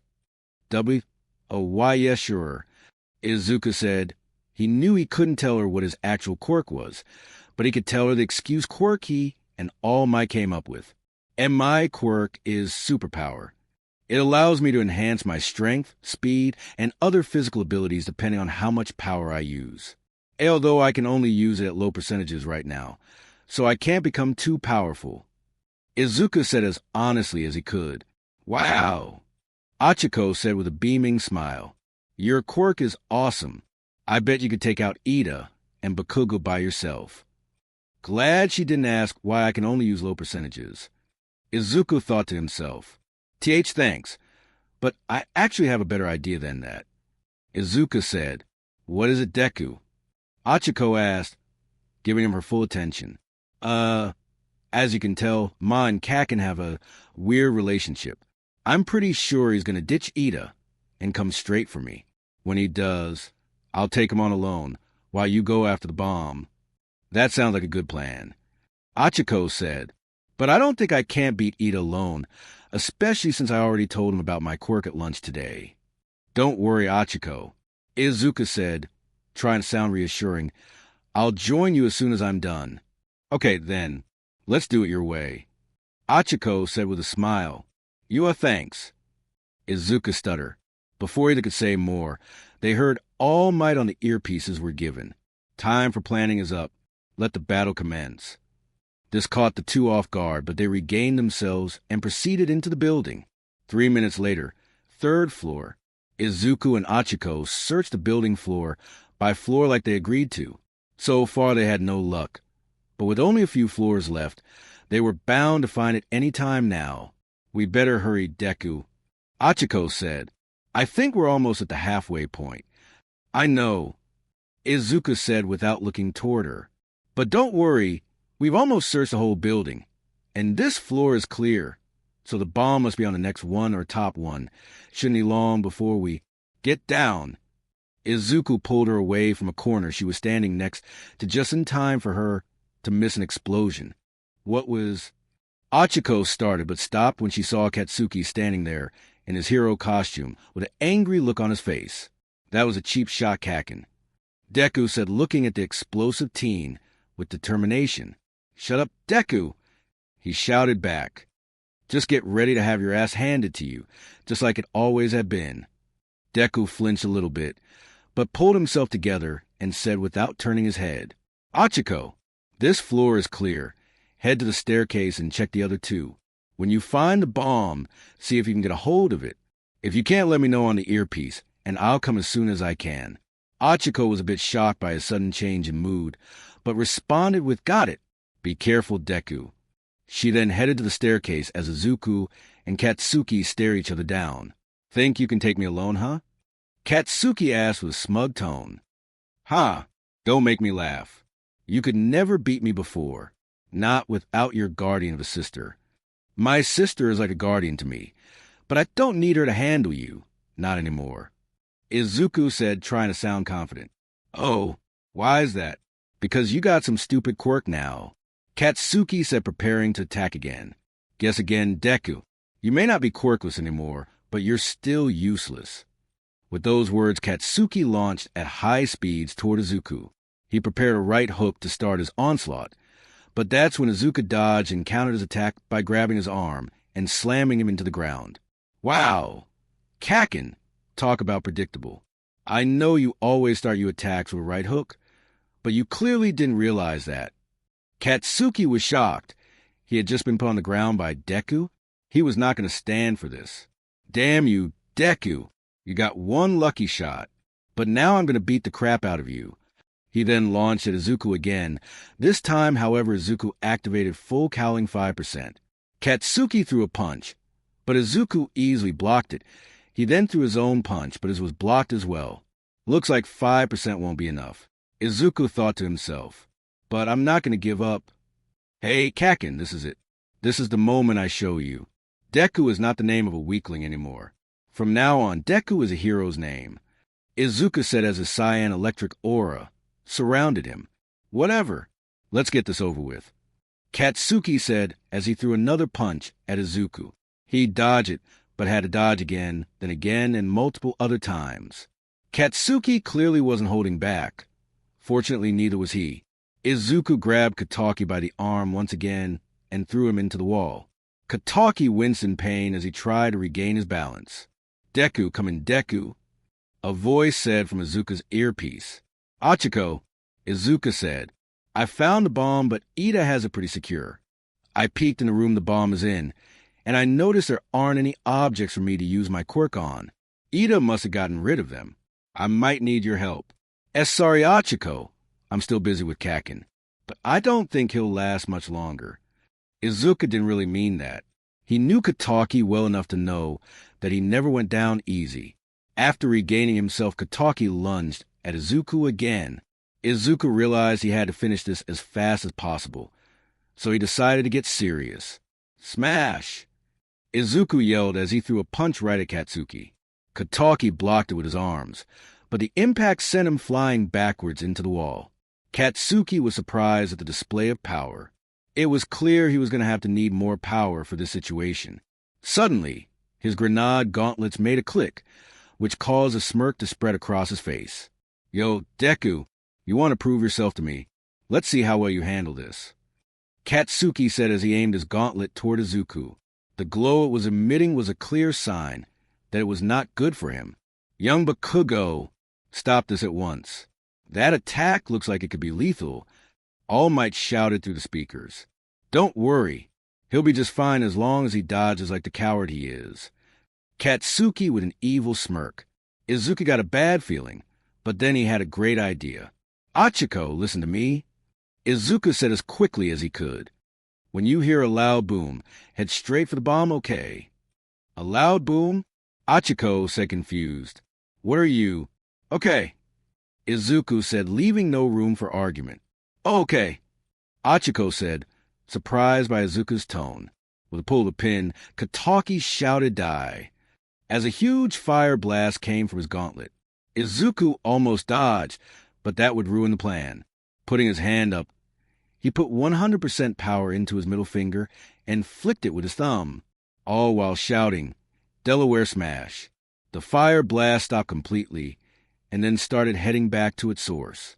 Katsuki watched in horror as his fire was heading straight for him.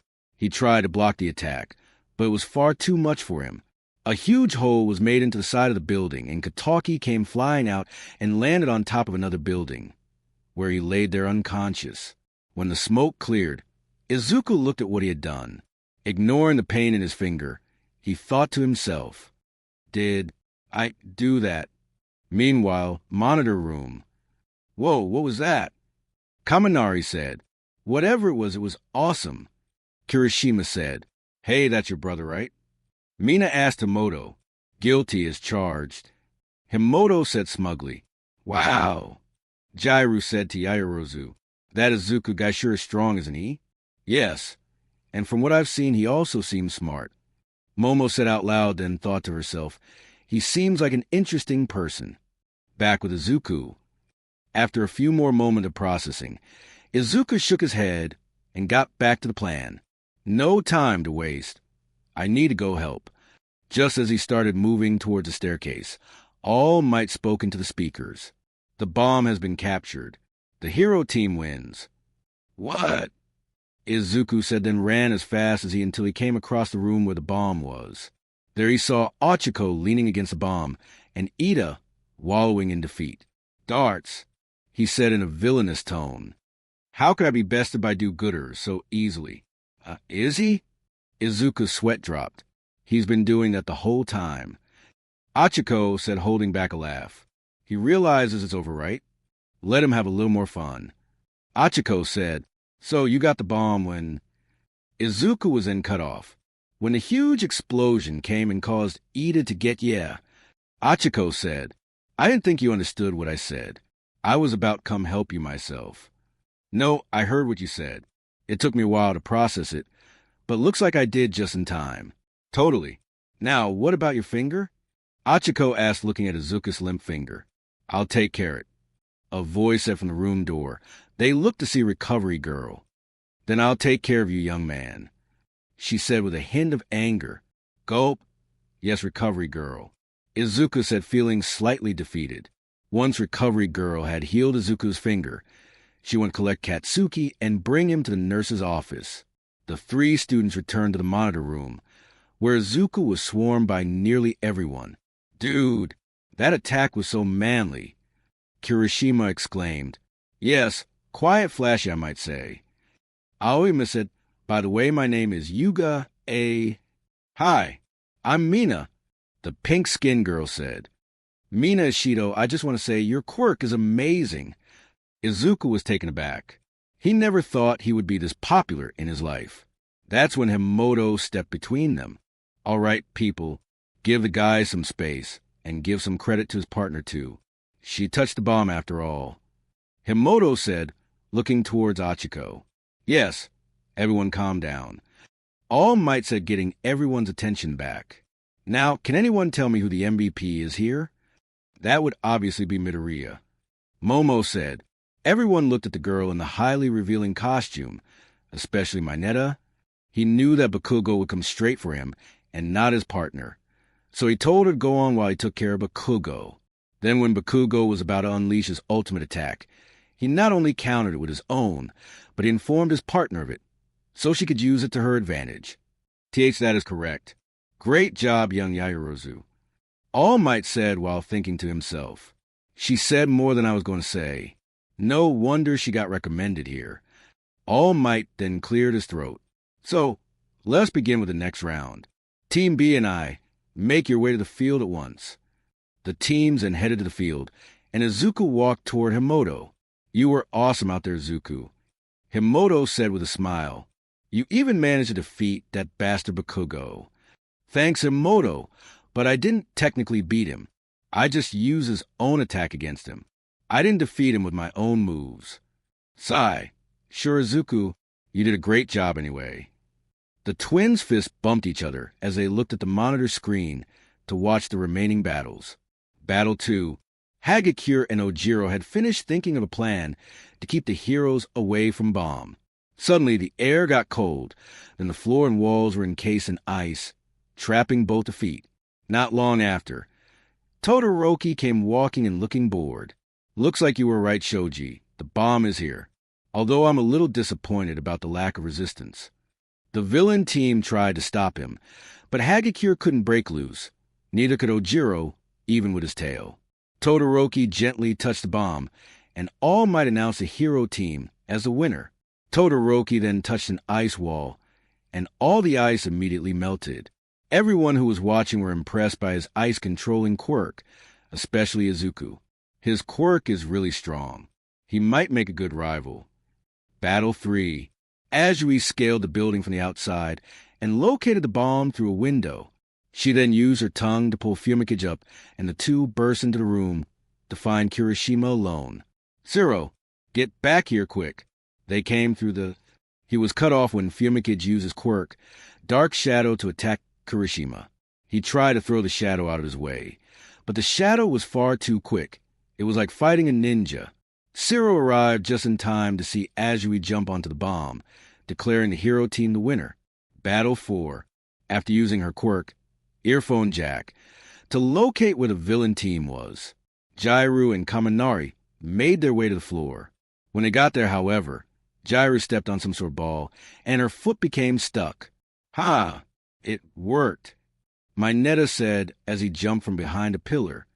You can't get out of the until 10 minutes pass. We'll definitely win now. You forgot about me, dude. Kaminari said as he walked toward the short boy. But I didn't. A feminine voice said. Suddenly Kaminari was covered in a cloak and pinned to the ground by Yaoyorozu. Ha! You think this can hold me? I'll just...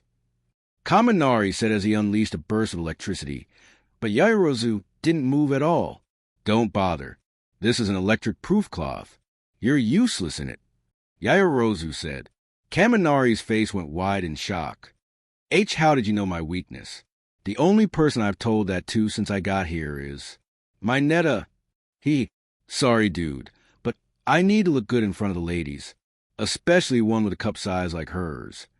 Mineta said, ogling at Yaoyorozu. He was then hit with a wooden paddle. Stay away from me, you pervert, Yaoyorozu exclaimed. All Might then spoke through the speakers. Well, both heroes are caught, so the villain team wins. Battle 5. Mina and Aoyama were walking through the hallway looking for Bomb Room. As they turned a corner, a green fire flew towards them. They ducked under it, but the fire did a boomerang turn and hit Aoyama in the back, causing his cape to catch fire. Ah, my beautiful costume, he exclaimed as he rolled on the floor. Get off the floor. We need to stay. Mina stopped herself in order to dodge another fire blast. Nice reflexes, Himoto said as she emerged from the shadows. Ready to get serious? Totally, Mina said as she created an acid path and slid across it. Himoto, however, shot a large blast of fire from her mouth. Mina managed to dodge, but failed to notice the fist headed towards her gut. Mina tried to regain herself, but was suddenly pinned to ground by Himoto, who held a flame in her hand. It's over, she said. Not yet, there's still... I got him. Mina looked at the voice and saw Sato holding Aoyama. Forgive me, mademoiselle, Aoyama said. Get over. She deadpanned. And the villain team wins. All Might said through the speakers. With that, the battles are over. All students who don't need medical attention, head to the locker rooms and change back into your uniforms. Then head back to your homeroom. With that, everyone went to change and headed back to class. Once there, Zuko and Himoto were both swarmed by nearly the whole class. You guys are awesome. Mina said, yeah, I bet you guys will make an awesome team. Suddy said, we're already a team. Right, Izuku? Himoto said, yeah, ever since we were kids. He stated with a smile, settle down, class. Aizawa said in a monotone voice, pay attention, or else I'll give you homework on the first day. Everyone immediately ran to their desk and listened to Aizawa. With a look of satisfaction, he discussed their performance and then dismissed them for the day. On the way to the train station, Izuku and Himoto walked with Ida and Achiko, discussing how well they did. That's when Izuku spotted Kataki walking alone, not too far from them. Hey guys, give me a sec, Izuku said as he left the group. Izuku, where are you? Himoto then saw Kataki. Oh great, she said to herself. Kakin, Izuku called out as he approached the explosive teen. You did great out there, he said, trying to sound sincere.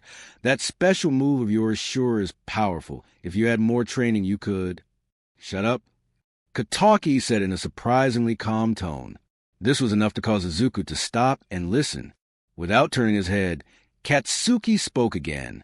I don't know how that quirk of yours showed up, or how you got so powerful so quickly, and I don't care.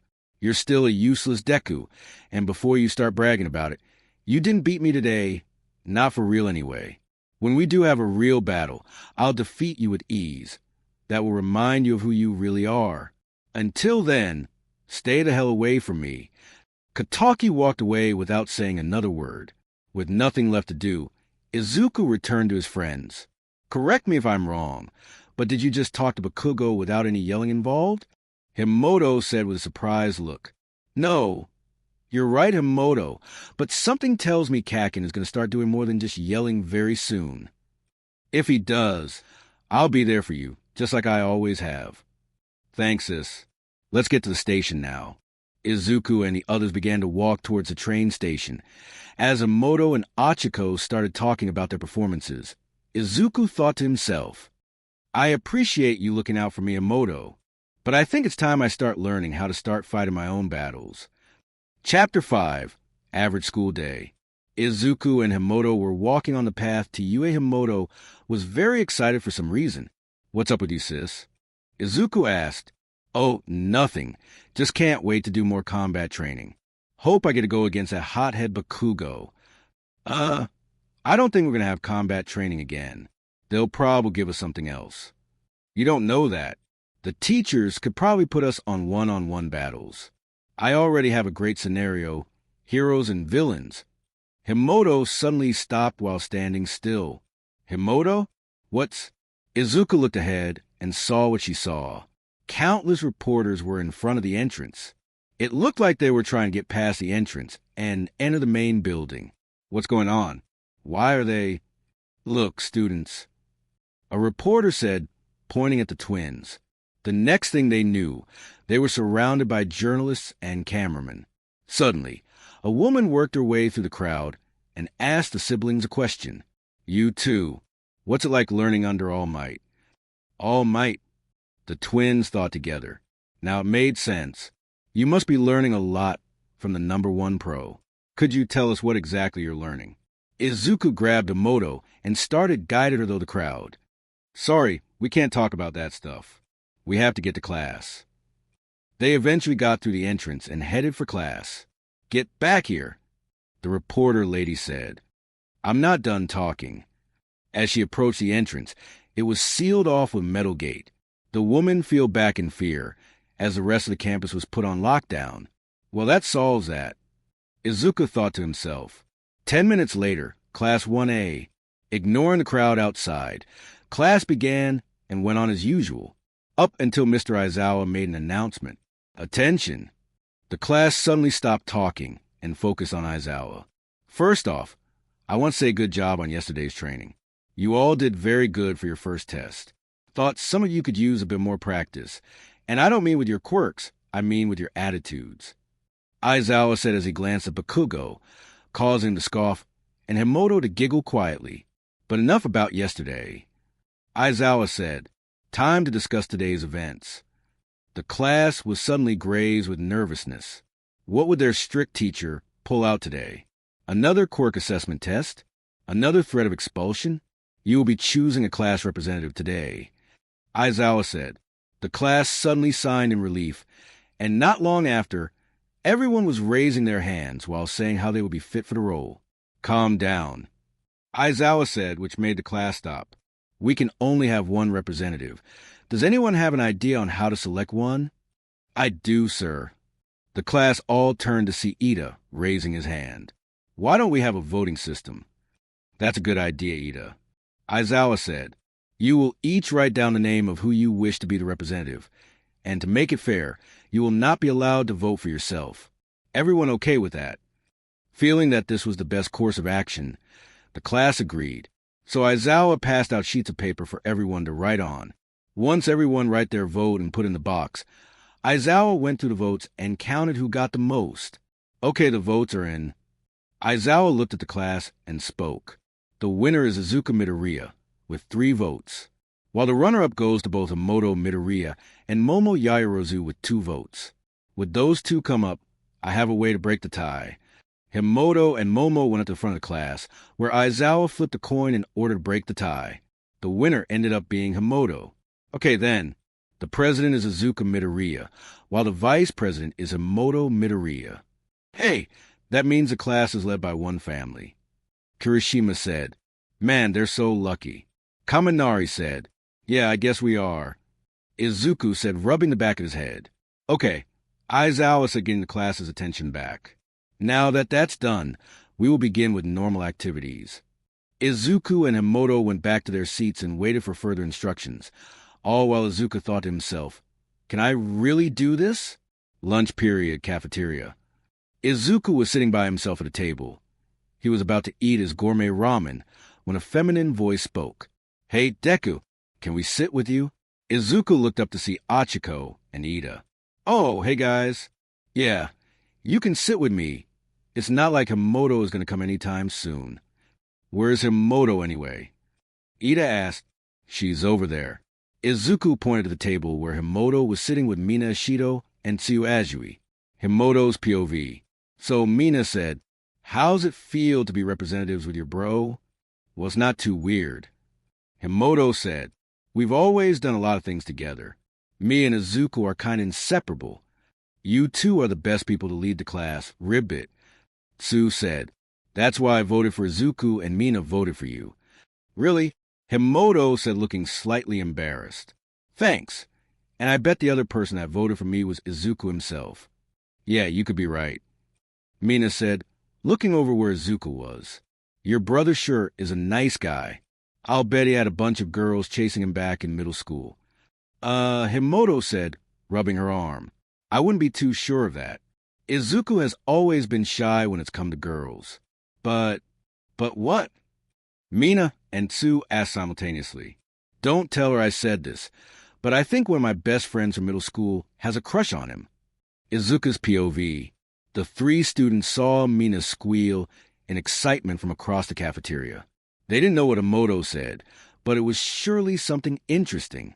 Your sister is certainly a sociable person. Ida said, as he and Achiko sat down. Yes, she is. More of one than I've ever been, that's for sure. So, Achiko said, how's it feel to be class rep? Izuku, though, for a moment before answering. It's a lot to take in. I don't really think I'm up to it. Of course you're up to it.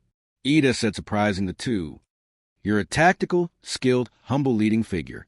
That's why I was one of those who voted for you. Really? Izuku asked, looking surprised. Thanks. You right, Ida. Achiko said Deku is a good choice, but you would be a good rep too. You certainly look the part because of the glasses and all. While your reason is completely debatable, I must say that I am not ready to take such a responsibility yet. If I want to make my brother and family proud, then I must make sure I'm ready to lead any type of group. Your family? Achiko said to herself, "You know, Ida, I wanted to ask, the way you talk, the way you act. Are you from some sort of fancy family or something?" Ida adjusted his glasses before answering. "Well, if you must know, yes. I am from a family that has been heroes for generations. While none have been the number one hero, they are still well respected and well known for their speed. My elder brother is doing well in Hosa City now, but when the time comes for me to take his role, I will not let him down." Brother, Hosa City. Izuku, though, to himself. Then it hit him. W.A. Ida, your brother wouldn't happen to be... He is... Ida said before he could finish. The one and only Ingenium. If I'm going to live up to his name one day, I must be prepared. Both Izuku and Achiko were surprised. This explains why Ida acted the way he did. Izuku was about to ask more about his family, as well as ask Achiko about hers. However, that when something unexpected happened. Arr. The cafeteria was filled with the sound of an alarm. As soon as it did, everyone began to panic and made their way to the exits in a wild manner. Izuku and his friends got caught up in the madness. W.O.T. This is crazy, Izuku said as he tried to stay on his feet. This is not how students at a school like this should behave. Ida said before he was forced against the window. That was where he saw what triggered the alarm. The alarm meant there was a security breach. But what everyone didn't know was that it was triggered by news reporters, not villains. There's no danger at all. Everyone needs to calm down. Ida thought to himself while he thought of a way to get everyone's attention. He couldn't just say the press was outside, since no one would hear him. He had to think of something. He then saw Achiko next to him, and he got an idea. "Uraraka," Ida said. "Call me Achiko," she said, trying not to get pushed over. "Okay then. Achiko, touch my hand. Use your quirk to make me float. I think I know how to calm everyone down." Achiko thought about what his plan might be, but realized she didn't have time to think. She reached over to him, and when their hands made contact, she used her quirk to make him float in the air. Once in the air, Ida used his engines to boost across the air until he was above the exit. He then shouted to get everyone's attention. "People, please calm down. We are at Udata High. Let us act like we are. The alarm was triggered by reporters, not villains. So let's all calm down and continue exiting the building quietly." Once Ida was down talking, everyone looked out and saw that he was correct. Once everyone began walking instead of running. Ida used his engines to get close to the ground. Once he was close enough, Achiko deactivated her quirk, and Ida landed on his feet. "Great job, Ida," Achiko said as they began walking with the crowd. "Yeah, that was a smart move you made," Izuku said while thinking to himself. He came up with a good plan, even when everyone else was panicking. Lunch soon ended and Oak classes resumed. However, at the end of the day, Izuku made an announcement that surprised everyone. "Are you sure about this, Deku?" Achiko asked from her desk. "Yes, I am. I'm not ready to lead the class yet. Ida proved today that he is more capable of leading it than me. That's why I'm giving my position to him." Ida was unsure on what to do, but after a moment of thinking, he realized why Izuku was doing this and reluctantly accepted it. "Looks like your official class representative is Tenya Ida," Mr. Aizawa said, looking unamused. The class accepted this, and Ida promised to do his best. The school day soon ended, and everyone left home. Once Izuku and Himoto went their separate ways from Ida and Achiko, Himoto asked Izuku something. "Are you sure you did the right thing, Izuku?" she asked, looking at her brother. "I know Ida is a great choice, but you were a great one too." Izuku looked at Himoto and said, "I know you feel that way, but I'm not ready to take such a responsibility yet. I barely have control of my new quirk right now, so I need to focus on that for the moment." "Oh, okay then," Himoto said, "but I was really looking forward to leading our class together. Guess we'll have to wait till next year. I might have a chance next year, though," Izuku said slyly. Himoto gave him a punch on the shoulder, and Izuku the two shared a laugh. Once they got home, they had dinner with their mother while talking about their day, and went to bed. The next day, Class 1A, the twins sat in class the next day, waiting for to start class. As soon as the bell rang, Aizawa came into class and began to make an announcement.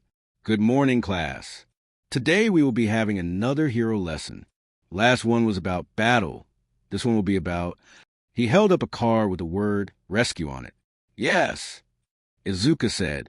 Great. Himoto deadpanned. Cheer up, sis. This will teach us a lot about what we'll have to do when we go pro. Yeah, I guess. Himoto said, trying to sound excited.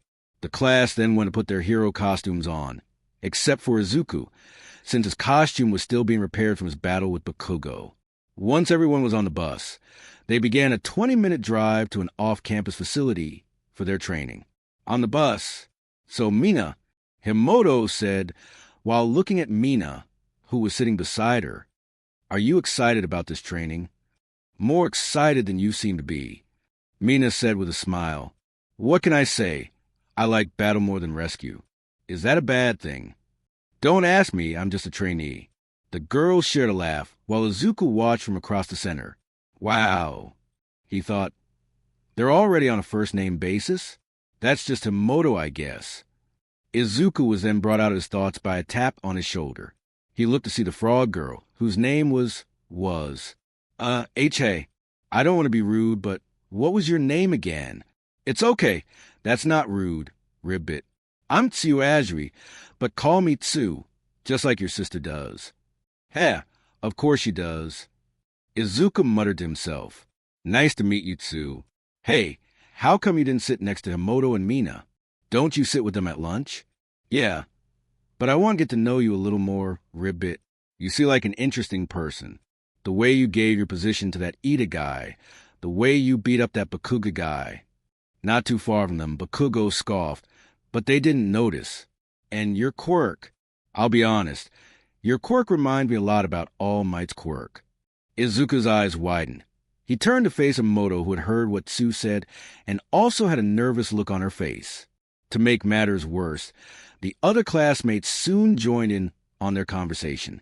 You know what? Azuri is right. Kirishima said, Call me Tsu. Ribbit. Right, Tsu. You and All Might both use super strength and from what I've seen, super speed. It's really manly, unlike my hardening quirk. Kirishima said, while looking at his arm. My quirk is good in a fight, but that's pretty much it. Other than that, I'm useless. What? Don't say that. Izuku said, getting Kirishima's attention. Your quirk is useful for fighting, but it can also be useful for other things if you get creative. He said, trying to cheer him up. He's right, dude. Himoto said, You just need to train more, and you'll be a great hero someday. Really, thanks, guys. Kirishima said, looking a bit embarrassed. You know, you sure will make good pros, too. Kaminari said, Your quirks are both really strong, and you can get along pretty well. Maybe you guys could be the Wonder Twins. Kirishima then began to laugh, while a few others joined him. That reminds me, Tsu said, if you guys are twins, why do you have different quirks? Oh, because we're fraternal twins. Himoto answered, My quirk is a combination of our parents' quirks, and Izuku's is a completely different one. It was caused by some sort of mutation, but he's not complaining about it, right, bro? Why, yeah. Izuku said, trying to sound confident. Oh, please. Everyone looked to see Bakugo, looking angrier than usual. Those two are no wonder twins. Especially Deku. If Himoto wants to be even close to wonder, she needs to lose the dead weight and work alone. Oh, shut up, Bakugo. Himoto said, getting everyone's attention. I keep telling you that's not going to happen. Me and Izuku made a promise to each other, and to our dad, that we would never abandon each other. You think you're going to be the number one pro one day, but if you think we won't be a challenge for you, you're wrong. Bakugo was about to yell back, but he decided to not waste his breath. Mina began to compliment Himoto for standing up to Bakugo. Once again, I've been saved by my own personal hero. Izuku thought to himself, Wow, Bakugo, you really know how to talk to girls, don't you? Kaminari said sarcastically, Screw you, weird hair number 2. Bakugo yelled, Number 2? Who's number 1? Kaminari asked. That would be me. Kirishima said, raising his hand. Don't worry, I won't call you that for long, just until I come up with a better nickname. Bakugo said, Given the nickname you gave Kirishima, that could take a while. Kaminari said, causing Bakugu to growl. Wow, Kaka being picked on. Izuku thought to himself, this school is just full of surprises.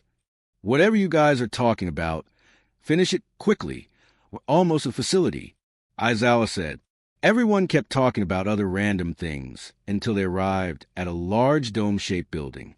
Inside the building, the students thought the outside looked big, but the inside made their jaws drop. There was a spot with a lake and boat, a dome that appeared to have fire inside, an area that looked like a destroyed city, etc. Everyone continued to look around until a sequel caught their attention. Everyone looked at Achiko, who was stuttering. They then looked at what she was pointing at and saw a person wearing some sort of spacesuit. No one knew who it was until Izuku spoke up. W8, are you? Izuku was then cut off. Yes, I am. The person said, I'm the space hero, 13. Everyone began to recognize her, while Achiko began to fangirl over her. Aizawa was forced to put a stop to it by telling everyone to calm down. He then turned to 13. Where's All Might? He said to her. 13 then whispered into Aizawa's ear. Everyone wondered what she could be telling him, but when she put 3 fingers up, both Izuku and Himoto realized what she was telling him. I see. Aizawa said. Change of plans.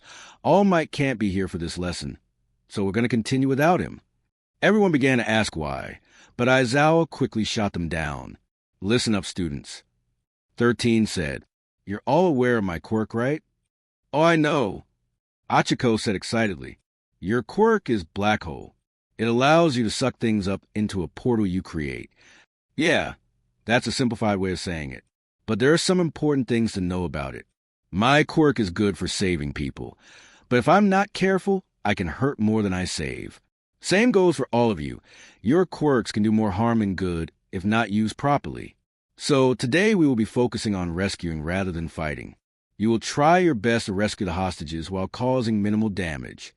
Thanks for the explanation, 13. Aizawa said, I'll take it from here. He then turned to the class. Listen up. You will all be put in groups and sent to a different area. We will decide your groups by...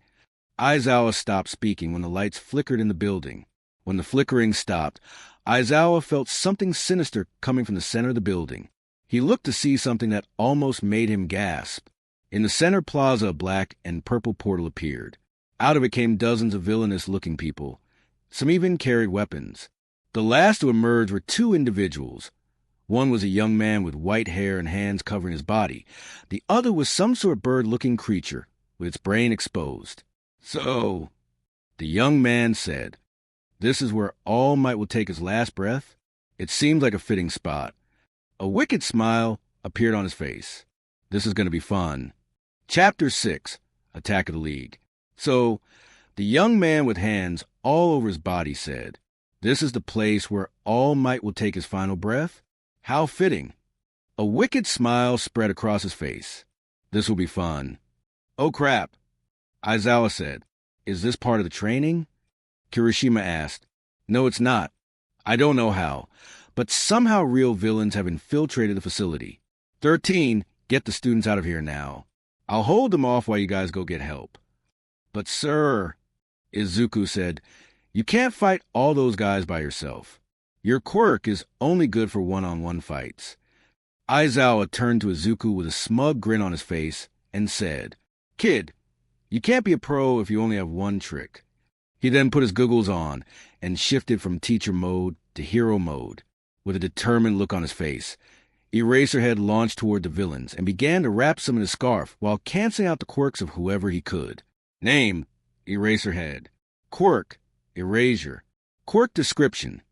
He can erase the quirks of whoever he looks at, but he can only cancel on quirk at a time, and the effects wear off when he blinks. Status, power. B, speed. A, technique.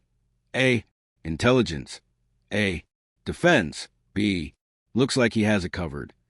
Himoto said with a grin on her face, Let's get out of here, bro.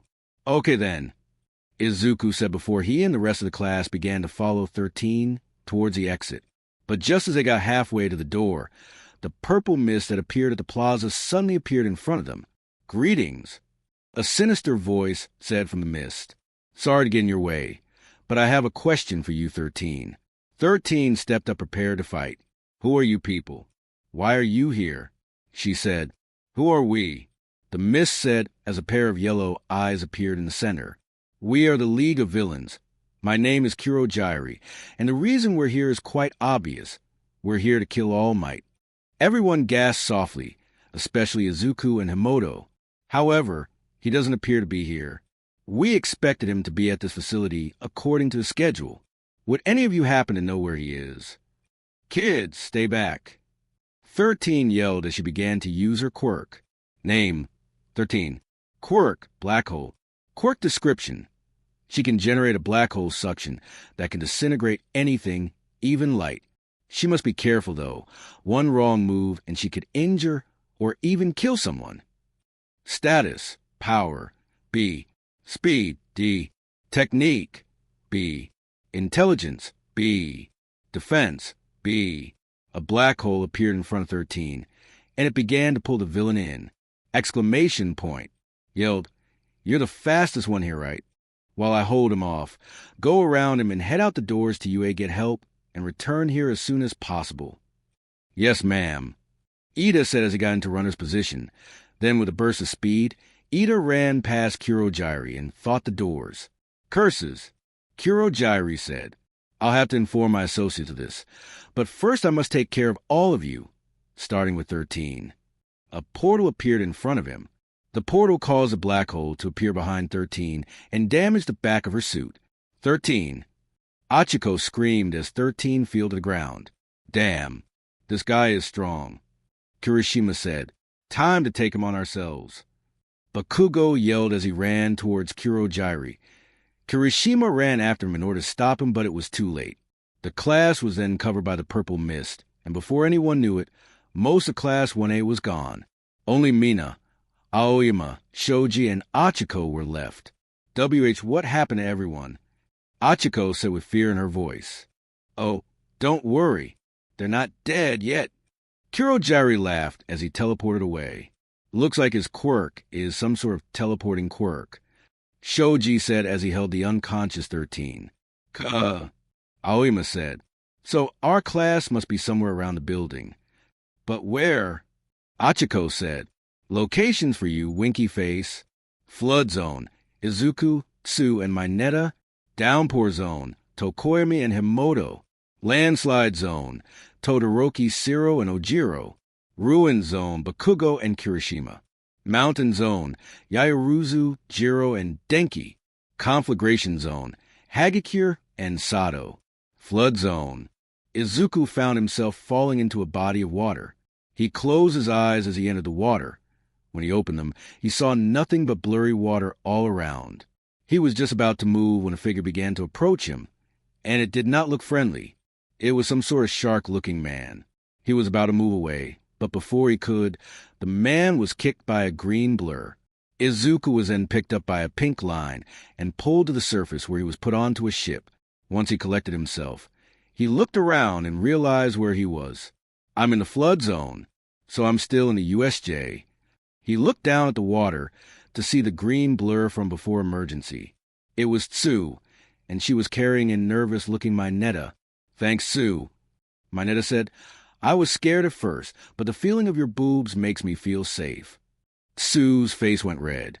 She then used her tongue to lift Mineta to the ship's deck and slam him on his back. Izuku thought that looked painful. Wonder what perverted thing he said to get her that angry. Tsu then used her tongue to grapple on a rail and pulled herself onto the deck next to Izuku and Mineta. "Thanks a lot, Tsu." Izuku said, "I told you, call me Tsu." She said, looking slightly annoyed. "Oh, sorry." Izuku said nervously. "Hate to interrupt, but..." Mineta said, pointing down at the lake. "But we're about to die." "Calm down, Mineta, ribbit." Tsu said, "We'll be fine. We just need to find a way off this ship and back to the entrance. Plus help just be on the way by now." "Yeah," Izuku said, "I'm sure All Might is on his way here. But unless that guy was bluffing, he may be in trouble." "No way."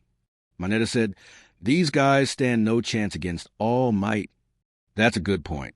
But now's the time to focus on us. How are we going to get out of here? And how are we going to fight all these villains? Izuku turned to the fish-looking villains in the water, but then he noticed something. Hey, how come they're just waiting there? You're right, Tsu said. They should be attacking us like they did in the water. Water, water. Izuku mumbled as he looked at Tsu. Wait a minute. Tsu, you were pretty fast in the water, so this zone was practically made for you, right? Yeah, you're right, Tsu said. If they wanted to have the advantage, they should have put me in the conflagration zone. Tsu said, looking at the fire-themed building. What are you guys saying? Mineta asked. These guys, they don't know what our quirks are. Izuku said with a determined look. Maybe we can take advantage of that. Yeah, you could be right, Izuku. Tsu said. We just need to formulate a plan with our quirks to get to the entrance. Great. Mineta said, looking relieved. But first, we need to explain our quirks to each other. Good point. Izuku said, I'll go first. Izuku looked at the two while holding out his hand.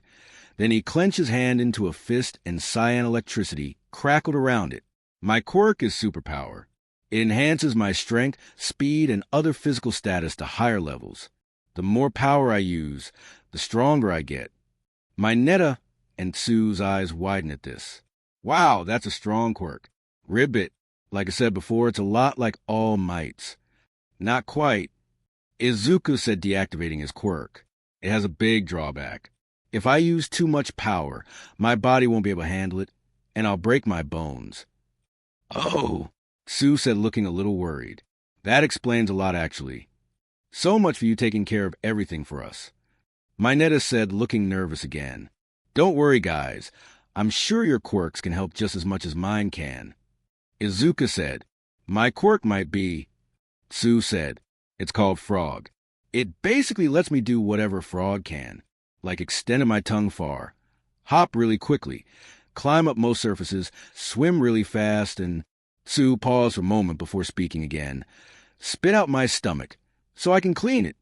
Both Izuku and Mineta nearly gagged upon hearing this, but held it in since they didn't want to hurt Tsu's feelings. That's a cool quirk, Tsu, Izuku said, and it will help us out since we're in a water-filled area. All that's left is for Mineta to tell us his quirk. Izuku and Tsu turned to Mineta, who was starting to calm down. Me? Well, my quirk is called Pop-Off. Mineta then grabbed one of the purple balls on his head and pulled it out. Tsu and Izuku's eyes widened as a new ball appeared almost instantly. I have these sticky balls on my head. When I pull them out, they stick to any surface I want them to. He placed the ball against the ship wall, and it firmly stuck to it. They lose their stickiness eventually, depending on how I feel. But if I use them too much, I'll bleed from my scalp. Oh, and they don't stick to me. I just bounce right off them. Mineta looked at Izuku and Tsu, who both had unamused looks on their faces. Tears began to fill in his eyes, and his fear began to return. I know it's not the coolest quirk, but you guys don't have to criticize me at a time like this. Mineta said with tears running down his face. It's no use. All our quirks are useless. We have no chance of surviving before help gets here. I can't believe I'm going to die before getting to feel Yairu's boobs. Smack. Mineta rubbed his cheek, which was just smacked by Tsu. Calm down, Mineta. Ribbit. We're not going to die. She's right, Izuku said. And our quirks aren't fact. I think I have a plan on how to get out here with them. Tsu and Mineta both looked relieved and focused on Izuku. Okay, here's what. Izuku suddenly remembered something. Hey, Tsu. Yes. When you were in the water, you didn't happen to see a Moto in there, did you? If I did, I would have brought her on board, Ribbit. Yeah, you're right. Sorry, I'm just worried about her. I'm sure she's fine, dude. Mineta said, right now you need to worry about yourself, and also us, of course. Now tell us the plan. Okay, Izuku said, while in his head he was thinking, hope Mineta's right.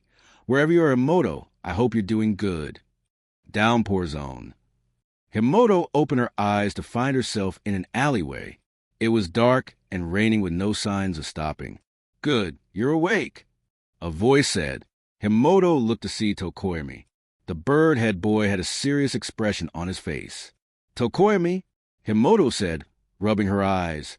What happened? Where are we? I think we're in the downpour zone, the building that resembles a raining city. So we're still in the USJ? Yes. It looks like that villain didn't send us too far away. But we have bigger issues. Tokoyami pointed to a spot, and Himoto turned to it.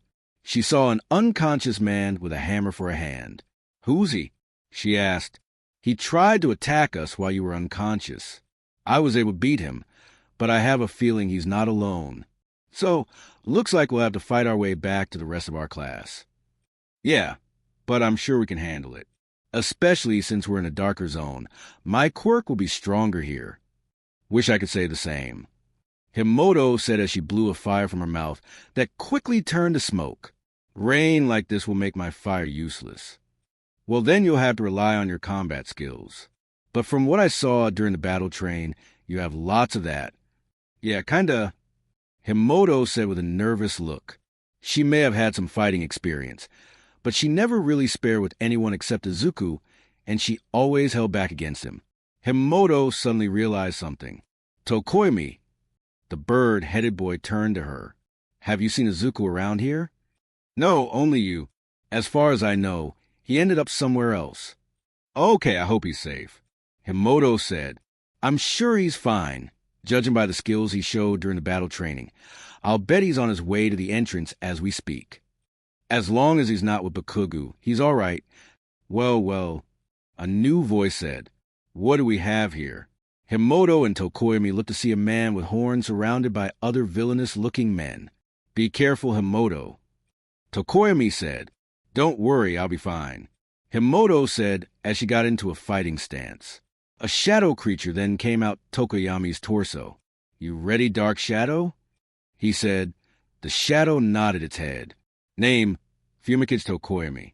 Quirk name, Dark Shadow. Quirk description.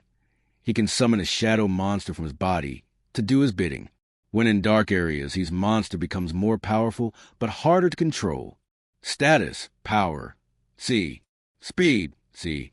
Intelligence, C. Technique, B.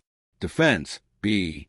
Tokoyami charged the goons and began to unleash Dark Shadow upon them. Only one goon got away and was now standing across from Himoto. Well, little girl, he said with a smug grin. You up to fight a real man? Little, Himoto said with anger in her voice. I'm 15. She then ran up to the villain and blew as much fire as she could, only for it to become smoke instead. Coughs. It will take more than a smoke screen to beat me, little. The villain stopped talking when he was kicked in the face by Himoto. Nice kick, Himoto. Tokoyami said, Yeah, I'm surprised that worked.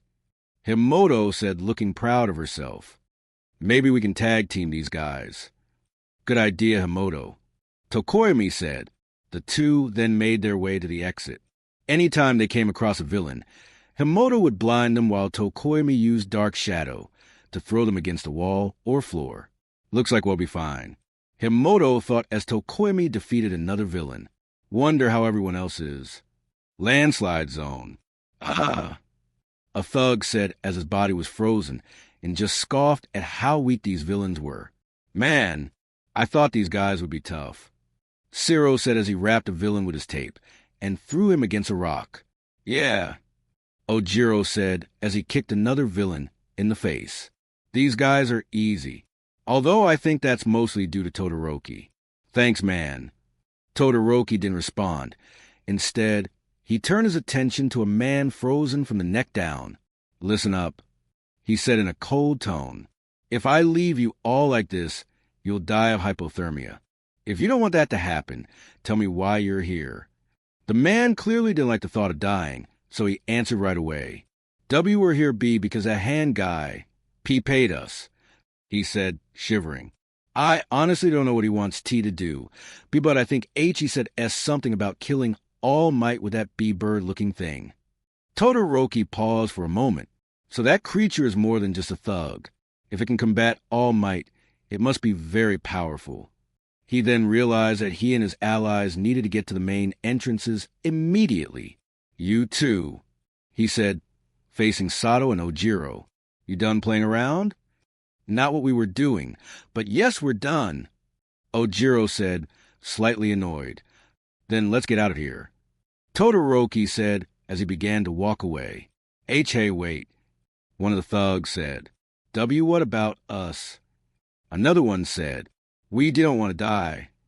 You won't, Todoroki said blankly. Not unless you're like that for a few hours. But I'm sure the pros are on their way now, so don't worry about that. Sato and Ojiro both waved to the villains as they began to yell and curse at them. Well, that's done, Todoroki thought. Hope the next fight is at least kind of challenging. Ruin zone. Die! Bakugo yelled as he unleashed an explosion on a villain with a stone hand. This sure is fun, Kirishima said as he punched a villain in the face, knocking him out cold. The two boys didn't know how they were transported there or where these thugs showed up from, but they didn't care since they were beating the crap out of them. Screw all of you, Bakugo yelled as he unleashed a series of explosions all around him. Glad to see he's acting so heroically, Kirishima said to himself. One by one the villains dropped. Some put up a better fight than others, but in the end, Bakugo and Kirishima stood over all the unconscious bodies. That was all, Bakugo said smugly. Too easy, Kirishima said, holding his fist up. Not bad weird hair. Bakugo said, thanks. Kirishima said, slightly annoyed by the nickname given to him. We should probably get out of here now. Whatever, Bakugo said as he began to walk toward the exit. Just don't annoy me.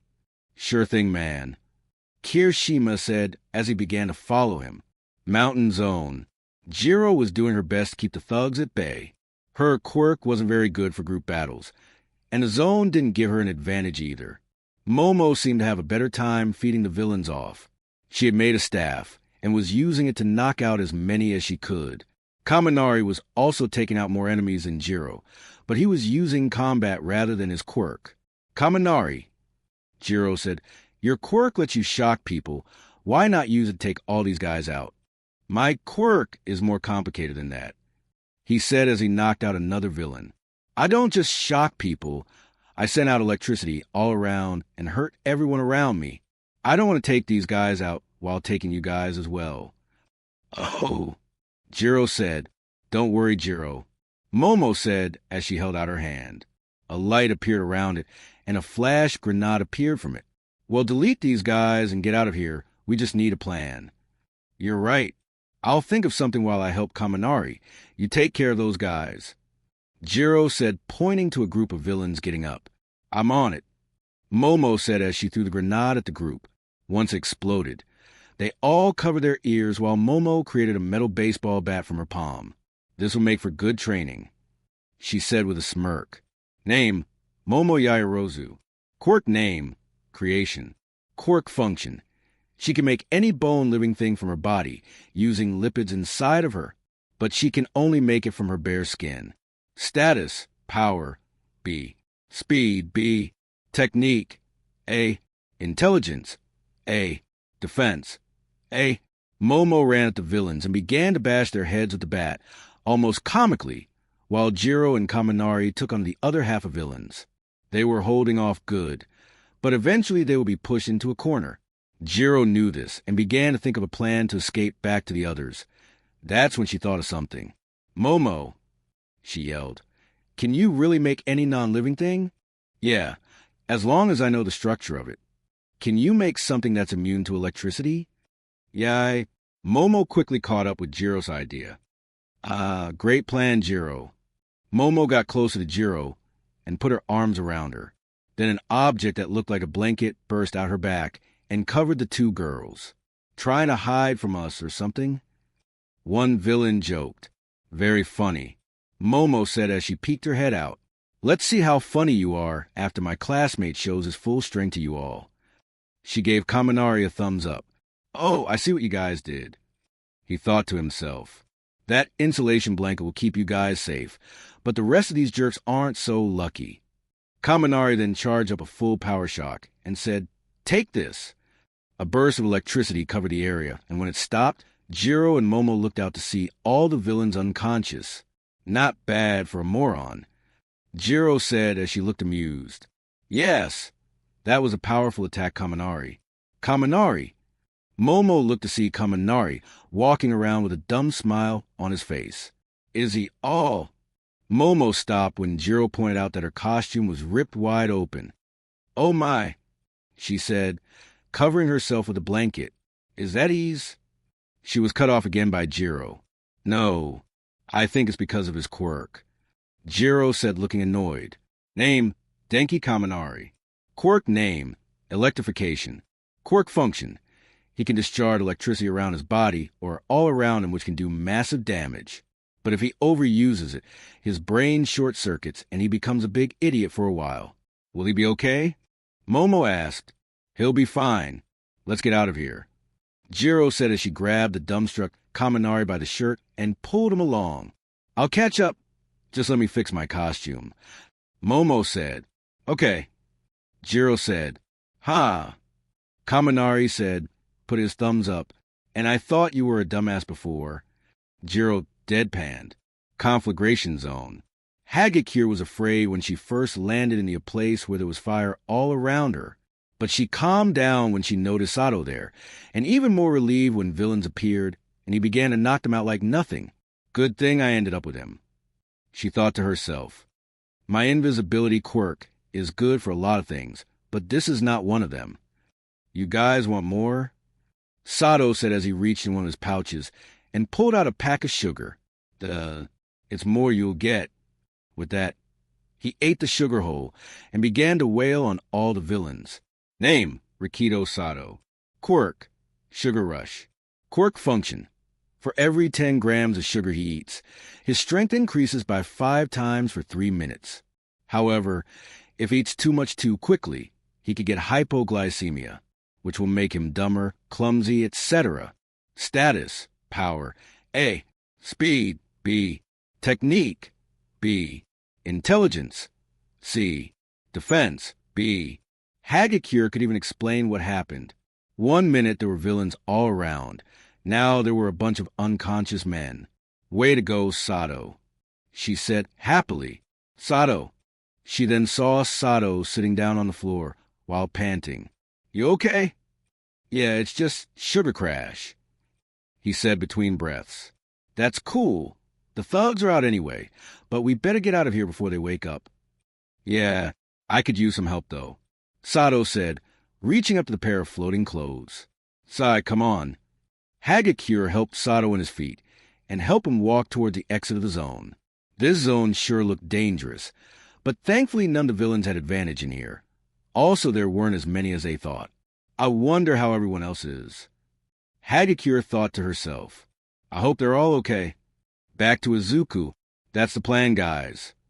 Izuku said as he finished explaining. You guys got all that? My Netta and Tsu want to say that this plan was a bit rash, but they trusted Izuku enough to follow his lead. Sure, Izuku. Just tell us when to start. Ribbit, Tsu said. We start now, Aiza said as he stood up straight. Meanwhile, down in the water, the villains began to get impatient. Those kids haven't made any moves. Maybe we have them cornered. A man with fins said. Yeah. Another man with shark features said. Enough of the waiting, let's go get to H. What the... The man and all the other villains saw a green figure leap from the boat. It was the frog girl carrying the green-haired boy in her arms and the purple-haired boy on her back. Okay, here goes nothing, Izuku said as he held out his arm and placed his middle finger behind his thumb. Delaware Smash, Izuku said as he launched a full power attack at the lake. When it hit the water, it created a whirlpool that began to swallow the villains. Now my Netta, Izuku yelled. All right, my Netta said as he began to throw his sticky balls rapidly at the villains. Take this, punks. The balls began to stick to the villains, and soon they were all stuck together and pulled directly into the whirlpool. Woo-hoo, Tsu said as they began to descend to the water. Your plan worked, Izuku. Yeah, I guess it did, Izuku said with a confident grin. Despite the fact that he had a broken finger, he felt ready to help defeat more villains. But first he had to check on his teacher. We're almost at the plaza. Izuku said as they landed in the water. Just a quick swim, and we'll be there. We can see how Mr. Aizawa is, and if he's good, we'll head back to the entrance. Sure thing, Izuku, Tsu said. As long as I'm safe, I'm good. Mineta said still sounded scared. Looks like we're good. Izuku thought, hope you're okay too, Emoto and all of my classmates. The three made their way to the plaza, unaware of the horrible sight they would see. Chapter 7. The Unstoppable Monster. Izuku, Tsu, and Mineta arrived at shore after a short swim. Izuku tried to ignore the broken figure he currently had, but it was harder than usual. When they got on land, they realized they were in the central plaza. Hey, I think I see Mr. Aizawa Ribbit, Tsu said, pointing to the figure that was currently fighting three villains at once. With a swift move from his scarf, Aizawa grabbed the villains. They tried to break out, but none of their quirks were working. Incredible, Izuku said with an amused look. First, he uses his quirk to disable their quirks. Then he wraps them up when they're powerless. He really is a pro. With a quick jolt, Aizawa flung the villains behind him, and they all landed head first on the ground out cold. Not bad, Eraserhead, the man with hands around his body said while scratching his neck. You truly are skilled in combat, and your strength is good too. But the man leaped at Aizawa with his hand held out. Aizawa blocked his hand with his arm. The man smirked as he placed hand on Aizawa's arm while saying, You're still no match for someone like me. The man leaped back to the bird monster. Aizawa was about to charge at him, but stopped when he felt a great pain on his arm. He looked down to see that the arm he blocked with was somehow falling apart. His skin was falling off, revealing the muscles in his arms. So, Aizawa said in a calm tone that hid his pain, Your quirk is decay. The man just smiled sadistically. The great Eraserhead is falling apart at the hands of me, Tamura Shigaraki. Name, Tamura Shigaraki. Quirk name, Daki. Quirk description. He can decay anything he touches. In order for it to work, he must place all 5 on one hand on the object. Status, power, A. Speed, B. Technique, A. Intelligence, A. Defense, B. A portal appeared next to Shigaraki before he could make another move. Kurogyari emerged from the portal, now shaped like a human, while wearing what looked like a bartender's suit. Kurogyari. Shigaraki said, Did you take care of the brats in 13? 13 is down, and the students have been scattered. However, one of them managed to get past me and got outside. Shigaraki's face became shifted, and while his face was covered by a hand, one could not miss the anger in his eyes. Damn it, Kurogyari, if you weren't our way out of here, I'd kill you myself. I'm sure you would, Tamura. Kurogyari said in an unamused voice. No matter, Shigaraki said as he turned his head to Aizawa. His sadistic smile returned as he said, We still have some time here, so why don't we have a little fun? You mean? Kurogyari started but was cut off. Yes, Shigaraki said. He then called out to Aizawa, who was currently fighting the remaining villains with only one arm with barely any effort. Well, will Eraserhead? Aizawa turned as he knocked the last villain out. You made quirk work of those pawns. I think it's time you face my knight. Shigaraki looked at the bird creature while pointing at Aizawa. Nomu, attack. Before Aizawa could do anything, the bird creature moved at incredible speeds behind Aizawa and punched him into the ground. Izuku and his classmates were in shock, while Shigaraki smiled and said, Time for some pummeling. Meanwhile at U.A, principal's office. Are you enjoying your Tiyagi? Nizu asked All Might, who was in his deflated form. Of course, you always know how to make it. All Might said as he sipped his cup. Well, I am a natural when it comes to stuff like this. Nizu said with a smile. But enough with the compliments. Let's talk about you and your situation. All Might's face turned serious. Oh, yeah. I forgot to update you on that. Then start now. What's your current time limit? About 2 hours. All Might said, Well, that explains why you weren't able to make it to the USJ training. Nizu said as he took another sip of tea. Yeah, my time limit is lowering faster than I anticipated. At this rate, I won't even make it to the end of the year before retiring. That brings up another question. How do you plan on retiring? Plain and simple. When my time is up, I'll go on the news and announce it to the world. And you're looking forward to that? Of course not. But what choice will I have? Besides, once the world sees me in my deflated form, they'll see why I have to retire. As long as you have your smile, the public will continue to admire you, Yagi. Yeah, but they'll need someone to protect them as well. All Might said, looking out the window. Then it's a good thing you located a suitable successor. Nizu said, getting All Might's attention. You mean young Midoriya? All Might said, turning to face Nizu. Ah, yes, he's a great successor. He's only had One for All for 3 months, and he's made significant progress with it. From what I've seen, he can use it without hurting himself. Nizu said, finishing the last of his tea. Yeah, but only at low he goes over his limit. He could hurt himself badly. All Might said, placing his empty cup on the table. Maybe so, but I'm sure he'll be able to use his quirk's full potential in no time. Yeah, especially with young Himoto's help. All Might said with pride in voice. Ah, yes, his twin sister. From what I've seen, they seem to work well with each other. Indeed, All Might said.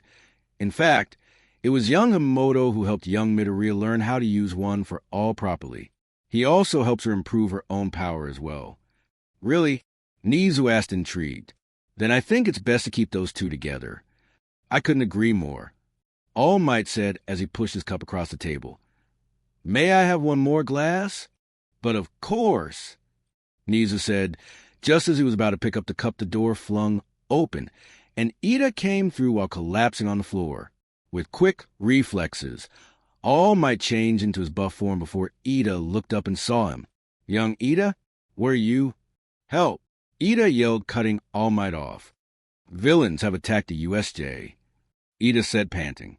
I managed to escape, but the others are still in danger. We need help immediately. That's why I'm here.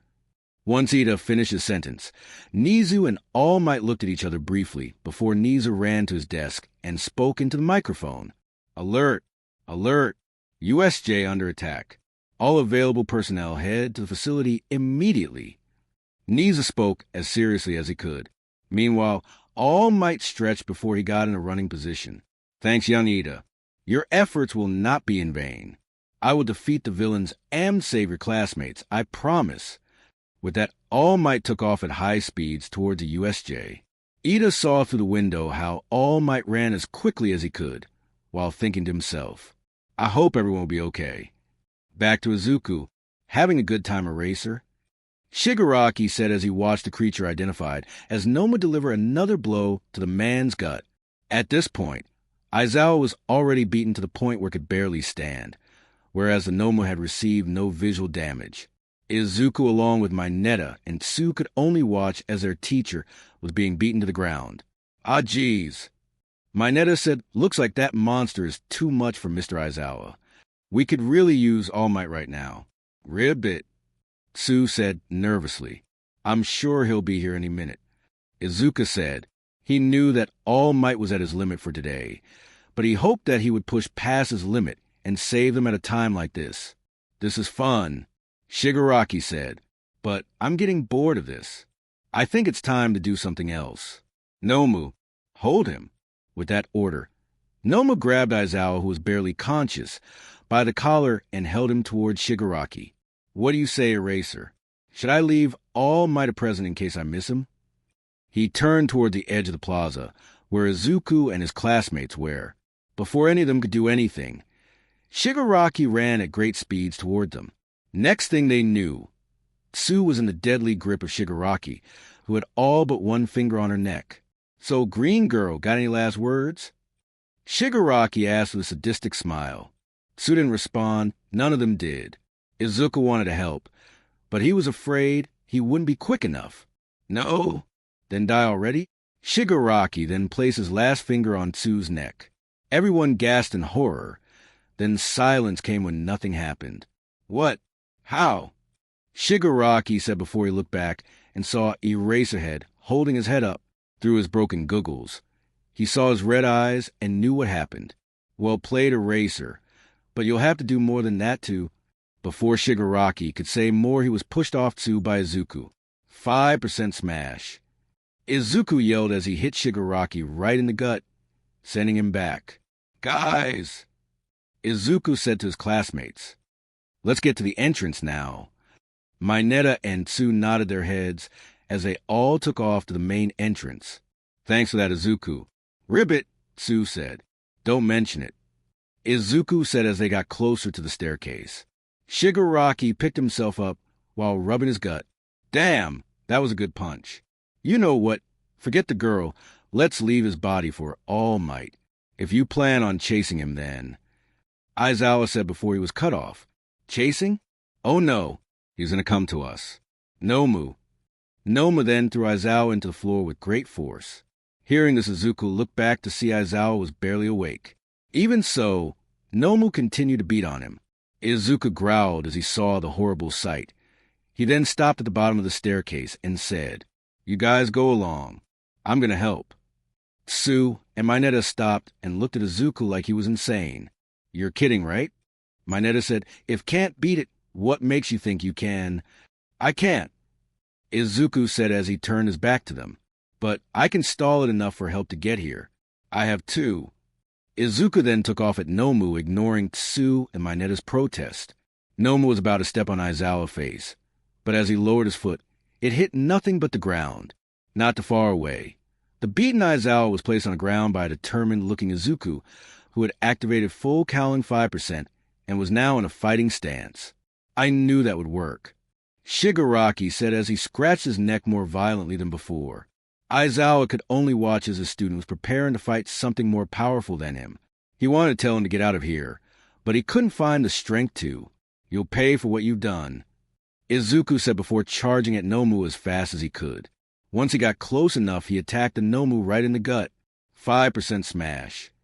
He yelled as his fist hit the monster's gut. But to his surprise, the monster didn't budge and delivered more and more smashes into the Nomu, but none of them had effect. Finally, Nomu grabbed Izuku by the arm and held him in place. You may be strong, kid, Shigaraki said, but you're no All Might. Nomu then punched Izuku in the gut. Izuku went flying backwards and landed on the floor while holding his gut. Well, that makes us even.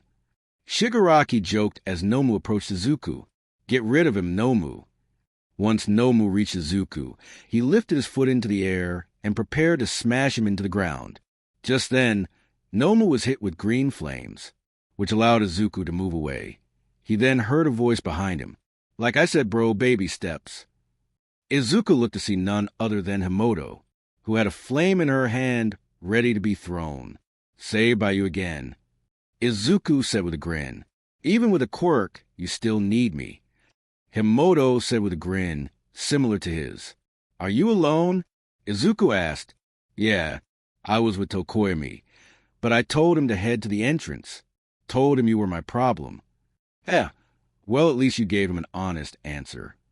Well, looks like another brat wants to die. Shigaraki said as Nomu recovered from her attack. Nomu take care of both of them. Nomu then charged at the two who got ready to fight. Himoto shot more fire at the Nomu, while Izuku pushed himself to full Cowling 8% and hit the creature as hard as he could. From the entrance, their classmates all saw how they worked together perfectly. Wow, those two make a great team.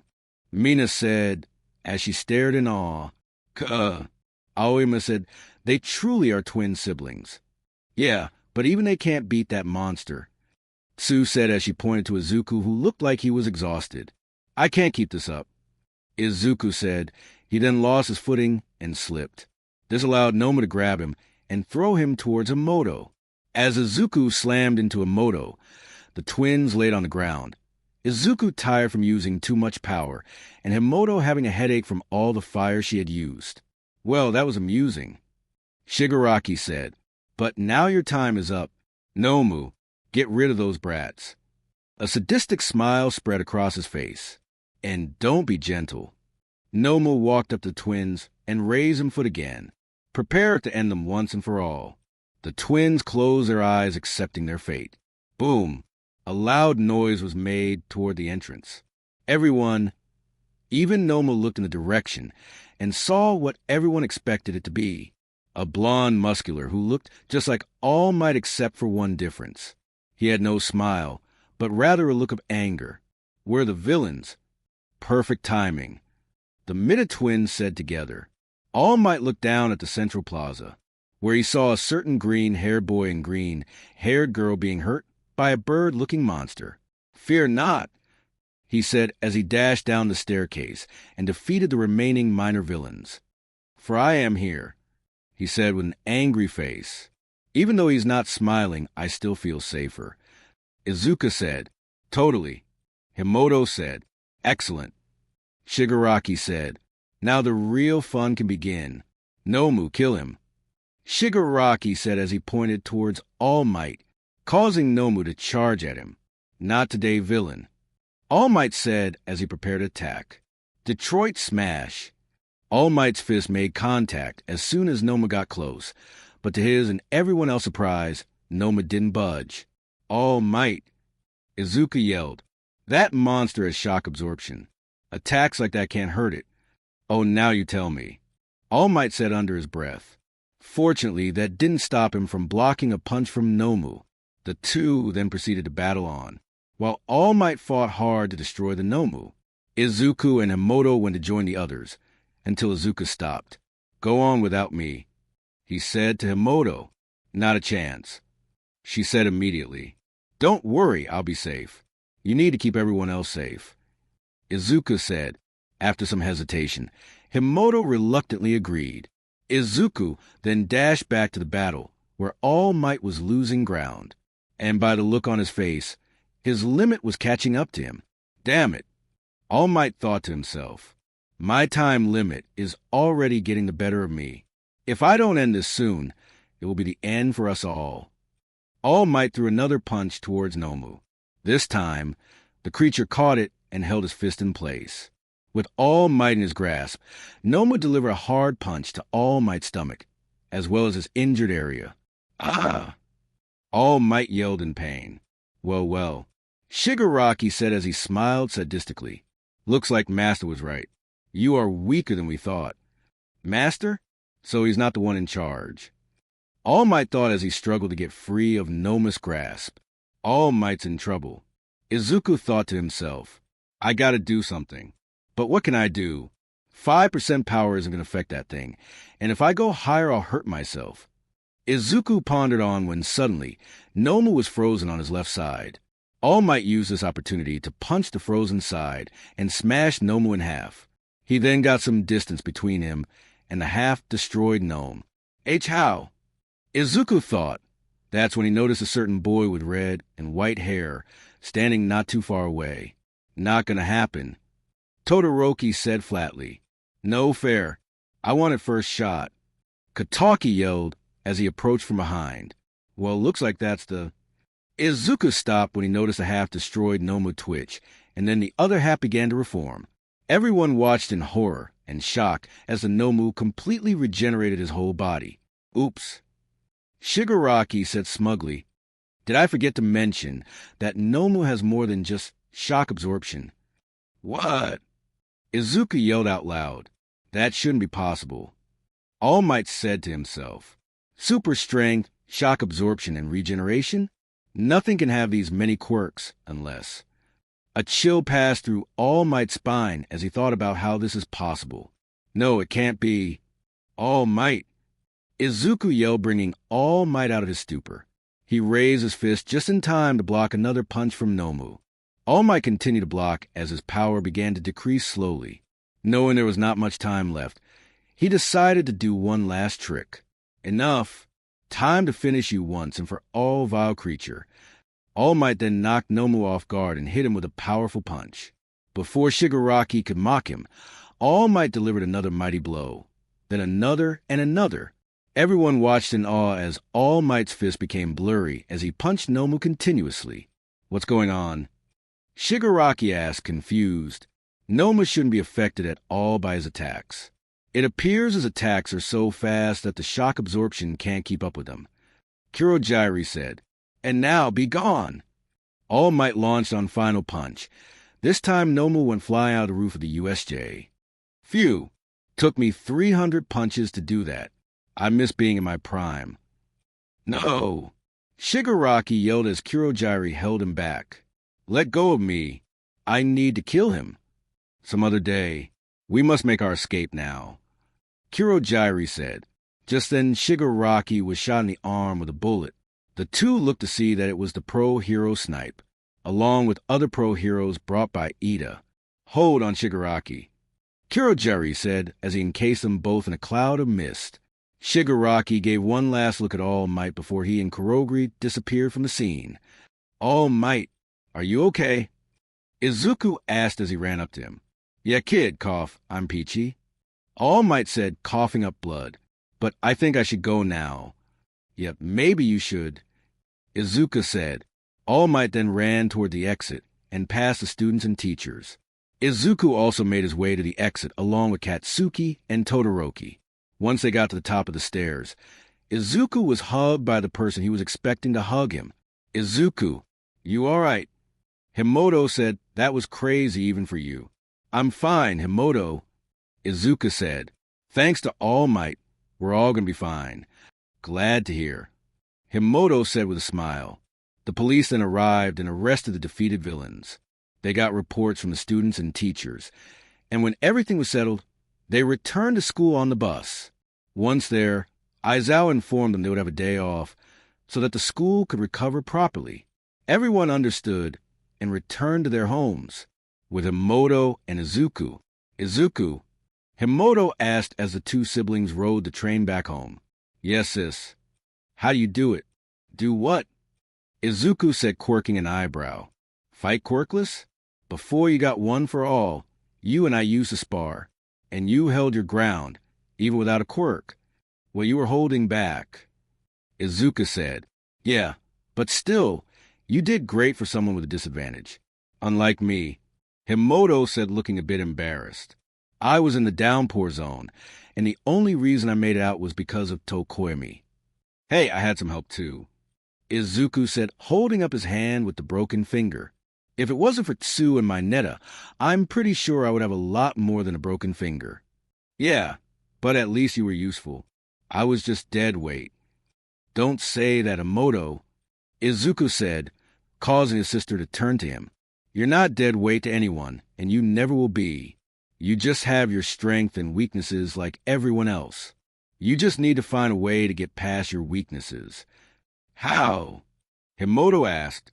Find a way to fight, even rainy areas. Izuku said, but I can't breathe fire in the rain. Himoto said, then find another way to use your fire. Remember what Mr. Aizawa said, you can't be a good hero if you only have one trick. Himoto thought for a moment before saying, you're right, I've only been using my quirk one way. But if I'm ever going to be a pro, I need to learn how to be more creative. Kinda like you. Oh, come on, sis, I learned all I know from you. Izuku said, blushing slightly. Not everything. Himoto said, punching her brother on the shoulder. The twins continued to ride their train to their stop. When they got there, they made their way to their apartment, and Izuku got his key to open the door.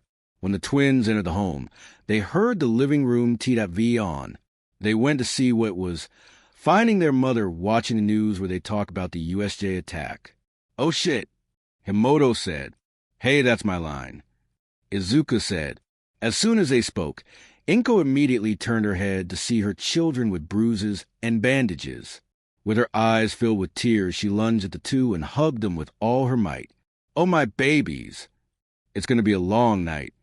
Izuku said stiffly. Yeah, no kidding. Himoto said. Chapter 9. Preparations. Izuku woke up early as usual. He and the rest of UA were given a day off after the attack. But today was the day to return. After he got Himoto, the two ate breakfast, said goodbye to their mother, and left for school. Hey, Izuku? Himoto asked while the two rode the train to school. How's your hand? It's all right. Izuku said. It's all healed up and ready for action. Great, 'cause sometimes tells me we're going to have another battle soon. Himoto said. The two enjoyed the rest of the ride until they reached their stop. They approached the Udata building and soon they were in class. Everyone talked about what they did on their day off and what they were going to do today until Ida spoke. Everyone, class is about to begin, so get into your seats. Everyone did what the class representative said and sat in their chairs. Who do you think will be teaching class, Sue? Mina asked. Do you? I don't know, Ribbit, but I'm sure they'll be as tough as Aizawa is. There is no one tougher than me. A voice from the door said. Everyone looked to see wrapped in bandages. Question mark. Izuku asked, surprised. Why are you here? I thought you were recovering. Not a chance. Aizawa said, You brats wouldn't last a day without me. So I'm still here. Now, let's get down to business. He proceeded to the front of the room. First, I want to say, you all handled the USJ well. Some of you could use improvements, but other than that, you can handle low-class villains well. Everyone appreciated being praised, but Aizawa spoke again. Secondly, I want to let you all know there's no time to rest. Another important thing is coming up. Everyone got nervous at what it could be. The Udata Sports Festival is coming up. Everyone sighed in relief, and some got excited. This will be your first chance to get recognized by the world. So if I were you, I would take this seriously and train my ass off for what's coming. After that, class went on as normal, and when lunchtime came, everyone went to cafeteria. Cafeteria. Hey guys, mind if I sit here? Himoto said to Izuku and his friends. Sure, Himoto. Izuku said, If I may ask, why want to sit here? Ida said as Himoto sat down. Oh, no reason, it's just... Himoto was then cut off by a loud voice. I found you, young Midoriya. The 4 students turned to see none other than All Might in his hero costume. I was wondering if you'd like to join me in the teacher's lounge for lunch. Sure, All Might. Izuku said nervously. Even though he worked with him for a while now, he still found himself overwhelmed by his presence, at least his buff presence. The two then walked off, leaving Himoto with Ida and Achiko. Well, that happened.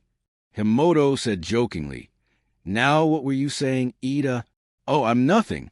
I was just wondering why you're sitting here instead of with Ishido and Azuri like usual. Oh, I just wanted to talk to you guys about Izuku. Himoto said, Oh, what about Izuku? Ida asked, It's just, you guys are friends with him. I want to know your thoughts on him. Oh, so you want to make sure we're good enough friends for your brother? Ida asked, Not really. Himoto answered, My brother can be friends with whoever he wants, but I just want to know what you guys think of him in general. Oh, well, I for one think he's a great student. Ida answered, He's smart, has a powerful quirk, and is very calm in situations. Everything a good pro hero should have. I have no doubt he'll make a great hero when we graduate. Himoto then looked at Achiko and said, What about you, Achiko? Oh, me. Achiko said, a little flustered, What I think about Deku? I think he's kind and strong and will be a great hero someday. And cute, right? Himoto asked. Yes, Achiko said before she realized what she said and began to stutter. Wait, relax. I'm just messing with you. Himoto said, chuckling. Well, I got what I needed. See you guys later. Himoto waved and left to be with her friends, while thinking to herself, So you think he's cute, huh? With Izuku. So, young Midoriya. All Might, now in his weakened form, said, I'm sure you already know about the Udata Sports Festival? Yeah, I already have the perfect training plan for it. Izuku answered, I hope you do, because this festival is more important in your case. It is? Izuku asked. Yes. All Might answered, It will be your debut to the world. Your first chance to let everyone know that you're here. You're right, All Might. I'll make sure that I'm ready to win first place. Whoa, let's get too confident, kid. All Might said, Although, I do like your attitude. Thanks, and don't worry about me. I'll train non-stop for the festival. Glad to hear it. Now, are you going to eat the ramen? All Might said, looking at Izuku's tray. Hey, keep your eyes on your own food. Izuku said, later after school. Well, school's over. Let's get out of here. Himoto said, as she put her stuff in her bag. Later, losers. Bakugo said as he opened the door. However, when he did, He and the whole class saw the hallway filled with students from other classes, and from the looks on their faces, they didn't want to make friends. What do they want? Kaminari asked. Isn't it obvious? Bakugo said annoyed. They're here to scope out the competition, but it's useless, 'cause there's still nothing but extras. Bakugo then tried to get past the crowd, but that's when a boy with purple hair stepped out of the crowd. Well, you certainly don't deserve to be in the hero course. He said, I think I'll take your spot when I win the festival. What did you say? Bakugo said angrily, Matter of fact, I'm willing to take any of your spots. He said to the whole class, You probably didn't know that this festival will be a chance for general study students to get moved to the hero course, huh? Pretty soon Hitoshi Shinso will be in Class 1A, while one of you is stuck in general studies. Enjoy your last few weeks here. With that, Shinso left. The rest of the students continued to block the doorway. Bakugo eventually shoved his way through, while some students, including Izuku and Himoto, followed. Train ride home. Hey, Himoto, Izuku said. Yeah, Izuku, Himoto said, looking at her brother. There's only 2 weeks until the sports festival, and I was thinking... Izuku was then cut off by Himoto. I'm going to be training with Mina and Tsu. Himoto said, Wait, really? Izuku asked, Yeah, after the USJ, I realized I need to come up with some new techniques and fast. Mina and Tsu said they can help me improve my quirk as well as my movements. So I don't think I'll be able to train with you. Oh, well, that's cool, I guess. Izuku said, You're really okay with that? Himoto, Totally. Izuku said instantly, After all the time we trained together, it's about time we change things up. Besides, I was thinking about training with All Might for the festival, so you having other people to train with is great. Oh, well, that makes sense. Himoto said. Plus, Izuku said, getting Himoto's attention, If we train separately, I can make a plan on how to beat you. Izuku said with a smug grin. Oh, Himoto said, You think just because you have the All Might's power that you can beat me? Shush. Izuku said frantically, Don't say stuff like that in public. Sorry, Himoto said, embarrassed. But if you were thinking that, you got another thing coming. Whatever, sis. Izuku said, looking back out the window. The twins got home and enjoyed the dinner their mother made them. After watching a movie together, the family went to bed. The next day, Jim Gamma, Himoto, Tsu, and Ashido were all in their hero costume and discussing how to start their training.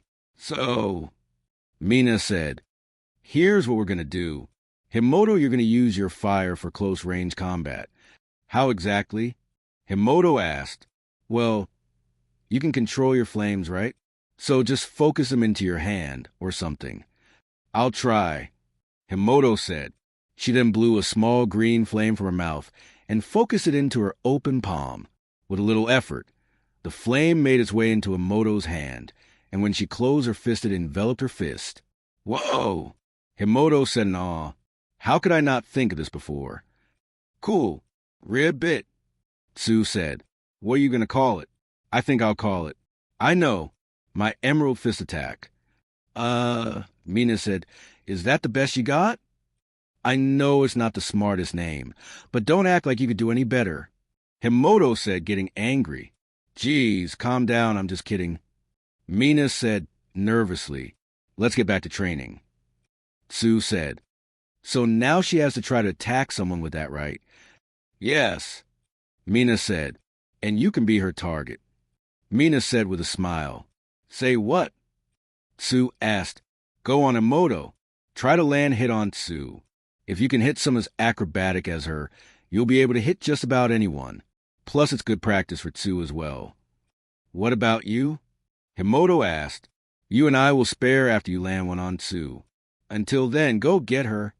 Mina said, pointing at Tsu. Okay, then. Himoto said with a determined look before charging at Tsu. Emerald Fist. Wait. Ribbit, Tsu said before she barely dodged a fiery fist. As Tsu continued to dodge punch after punch, Mina watched from the side and thought to herself, Man, it's good to have friends like these two.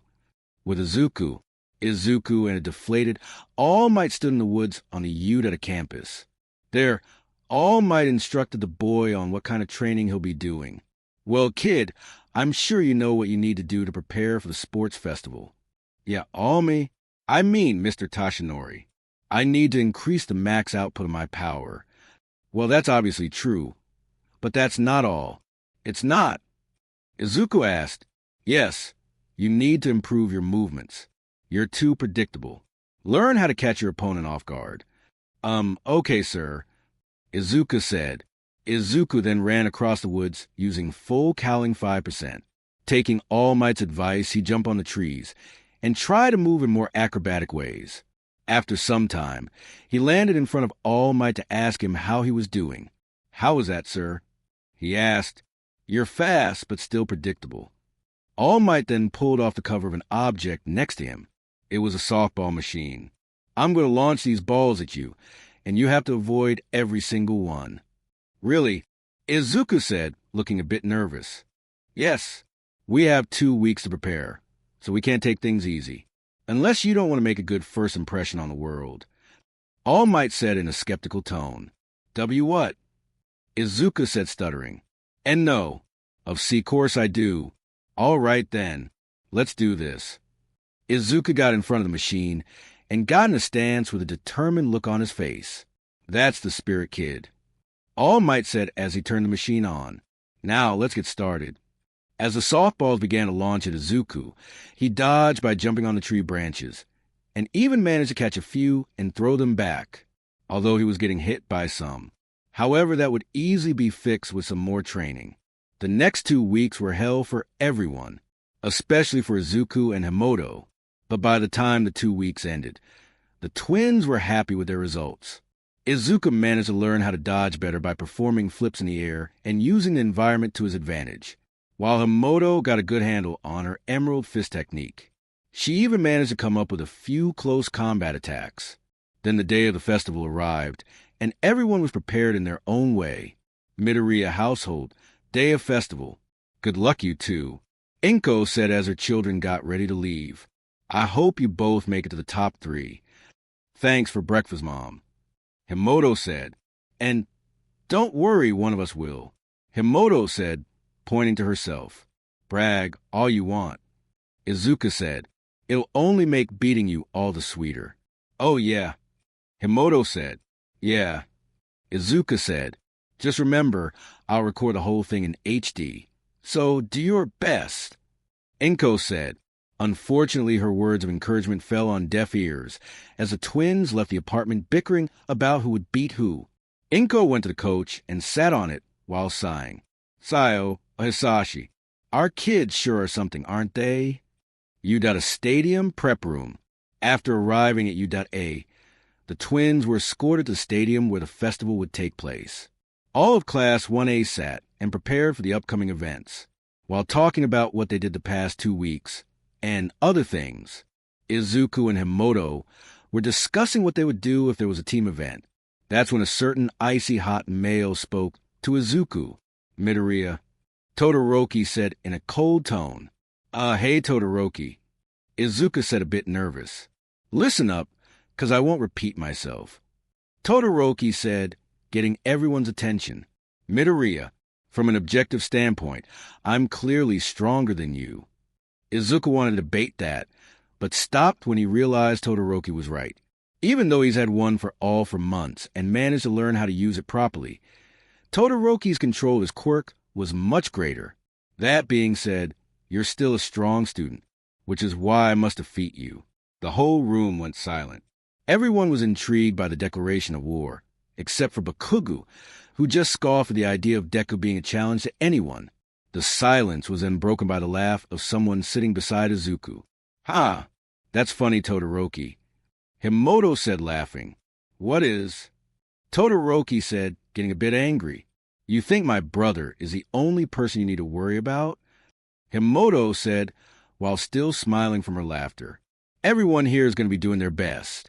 So if anything, you should worry about all of your classmates beating you. Especially me. So, you're basically saying you'll beat me? Todoroki asked. I'm saying don't underestimate any of us. Me, Izuku Achiko, and as much I hate to admit, Bakugo, the mentioned student glanced once he heard his name. Now, you got anything else you want to say? No, Todoroki said and walked away.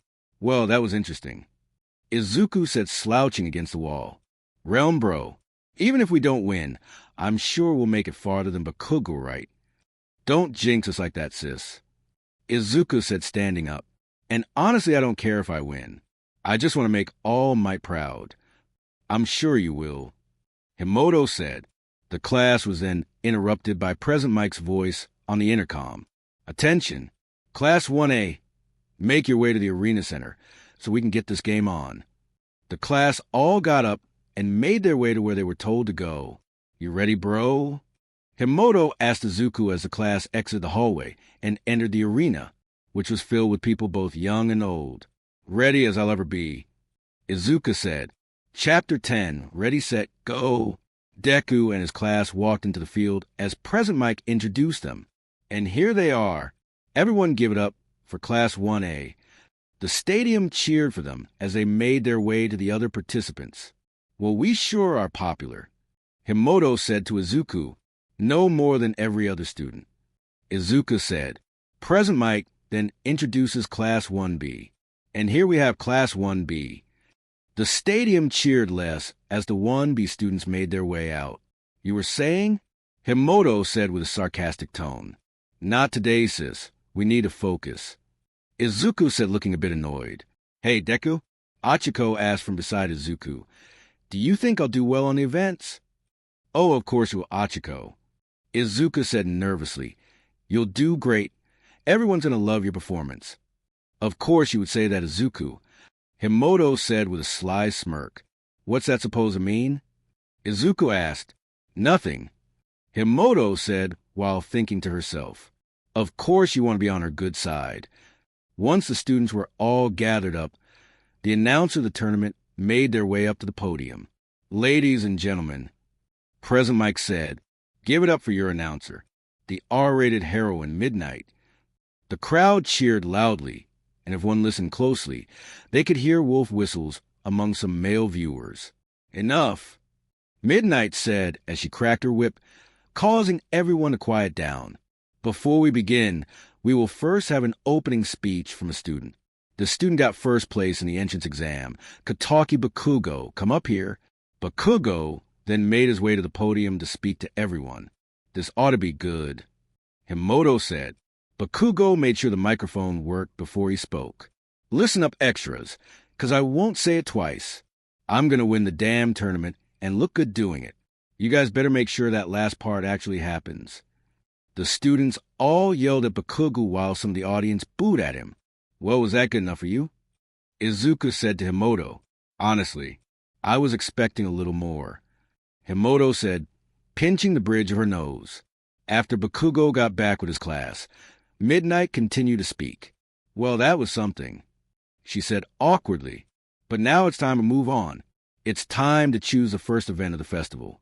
Please look at the projection screen as we decide what the event is.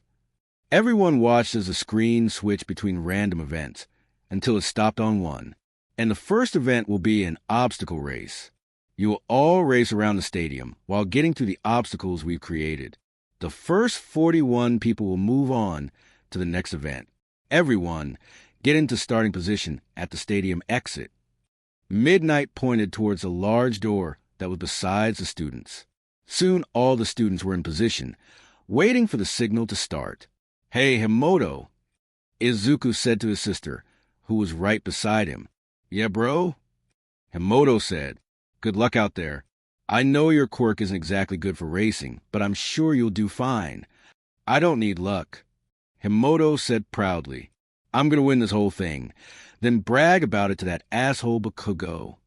You know, sometimes I wonder where you get all that confidence from. Izuku deadpanned. Mom says I get it from Dad. Himoto said as she finished stretching her legs. All right. Midnight said, getting everyone's attention. Are you all ready? 3. Everyone got in running position. 2. Some activated their quirks. 1. Mineta stared at Momo's breast through her tight shirt. Go! Midnight yelled. Everyone then took off at top speed, aiming for first. Let's go, Izuku said as he activated one for all full cowling 5%. He then ran past most of the students, catching up to the front runners. That's when the exit was encased with a wall of ice. That ought to stop them, Todoroki said to himself. Using his ice side, he created a wall of ice that completely blocked the exit. He then made a trail of ice that he ran across and would also slow down anyone following him. His ice wall managed to trap most of the students, except for a few. Bakugo uses explosives to blast right through the wall. Momo created a staff that let her pole vault over the wall, and thanks to some acrobatic training with All Might, Izuku managed to use the exit walls to wall jump over the ice. Noticing that people were beginning to catch up, Todoroki started to speed up. More students made their way past the wall, and some were even maneuvering across the ice path, such as Minty using his sticky balls to make a clear path for himself. Todoroki then stopped suddenly when he reached the second obstacle of the race. So, this is the next obstacle, he said as he looked at the group of zero-pointer robots that were standing before him. Noticing that people were beginning to catch up, Todoroki froze one of the robots and destroyed one of its legs with his ice. As he made his way around the robot, the zero-pointer fell toward the incoming students. Fortunately, they all managed to jump back and avoid being crushed. Izuku thought as he observed the broken robot. Maybe I can use this. He then pulled off one of the metal plates on the robot and, using wiring, made it into a shield for himself. He then made his way around the robots, not wanting to fight them. Bakugo decided to just fly over the robots with his explosions, and Emoto went around the zero-pointers while they were distracted. Todoroki continued to lead in first until he reached the third obstacle. That looks deep, he said as he observed the large pit in front of him. Only way across was a series of ropes and platforms in the gap. However, Todoroki didn't need such things, since he was able to make a path of ice to get across. Oh no, you don't, Icy Hot, Bakugo yelled as he saw Todoroki skate across the gap. Using his explosions, Bakugo flew across the gap, quickly catching up to Todoroki. Following them was Izuku, who was currently in third. Damn it, Izuku said as he looked at the gap. I could jump from platform to platform if I could use more power. 5% isn't good enough for this kind of thing. I have no choice. Izuku got on the tightropes, and using full cowling 5%, he managed to get to the platform quickly. He repeated this for each platform until he was at the other side of the gap. Looking back, he saw that many students were still quiet far from him. Still, he didn't want to take any chances, so he ran as fast as he could to catch up to Todoroki and Bakugo. The two leaders continued to race each other for the top spot until they both arrived at the last obstacle. Are these mines? Todoroki said to himself. Oh yeah. Present Mike said over speakers. Our two frontrunners have made it to the minefield. These mines are non-lethal, of course, but they will give you a hard time making it to first if that's what you're wondering. Later, Icy Hot, Bakugo said as he launched over the field with his explosions. Yeah, right, Todoroki said unamused, as he began to step over the field carefully. He could make a path of ice, but that would make it easier for other combatants to get across as well. Not long after, a green hair boy arrived at the minefield as well. Damn, Izuku said. I need to catch up to those two now. I can't run straight across the field. Even with 5% power, I'm not fast enough. And I can't take it slow or else I won't win. Come on, Izuku, what would Emoto do? Izuku suddenly came to a realization. I know. She'd get creative. Realizing he still had the shield from the zero-pointer, Izuku began to gather up mines and place them all in one spot. When he had enough, he lifted his shield up and slammed it onto the pile of mines. Boom! Todoroki and Bakugo looked back to see what that noise was about. They saw a pile of dust, and above that, they saw a green-haired student flying toward them on what looked like a green board. For a moment, he appeared to be flying through the air. Seeing this, Todoroki decided to stop playing around and created an ice path over the mines so he could run straight across, while Bakugo started to speed up by using more powerful explosions. Just when they were about to reach the end, Izuku shot past him and slammed his shield on the ground, causing the mines to explode, which launched them forward and created a wall of dust for Bakugo and Todoroki. "Here it goes," Izuku said as he landed at the ground and activated full cowling 5% and ran towards the finish line. "Oh no you don't, Deku," Bakugo shouted as he burst through the dust cloud and towards Izuku. "Not so fast," Todoroki said as he used his ice to skate towards the finish line. The three students put everything they had into their dashes. But in the end, Izuku managed to barely make it into first, with Bakugo in second and Todoroki in third. Midoriya household. Inko watched with tears in her eyes as her son won the race with all his effort. "Oh, my baby," she said as she grabbed a box of tissue. "You did well, and I'm sure your sister will do just as well," Inko said before blowing her nose into a piece of tissue. Back at the festival, soon more people finished the race. Ida and Achiko came in 9th and 10th respectively. They congratulated Izuku on getting first. Soon Himoto arrived in 23rd place. She also went up to her brother to praise him. "Not bad, bro," Himoto said, clearly out of breath. "You okay? You sound like you pushed yourself a little too hard," Izuku said, worried for his sister. "I have to push myself if I'm going to win this thing," Himoto responded, trying to regain her composure. "Don't waste much of your energy at once, Himoto. Save some for the rest of the events." Izuku said, "You're probably right. Thanks, bro," Himoto said, fist bumping her brother. As more students finished the race, the one to come in 41st was Aoyama. The students at loss were sent to the stands to watch the remainder of the festival. Midnight then got everyone's attention to make an announcement. "Well, that's it for the obstacle race," she said. "We will now decide the next event of the sports festival." Everyone looked at the screen too, as it once again went through the events list. When it stopped, Midnight spoke. "The next event will be a cavalry battle.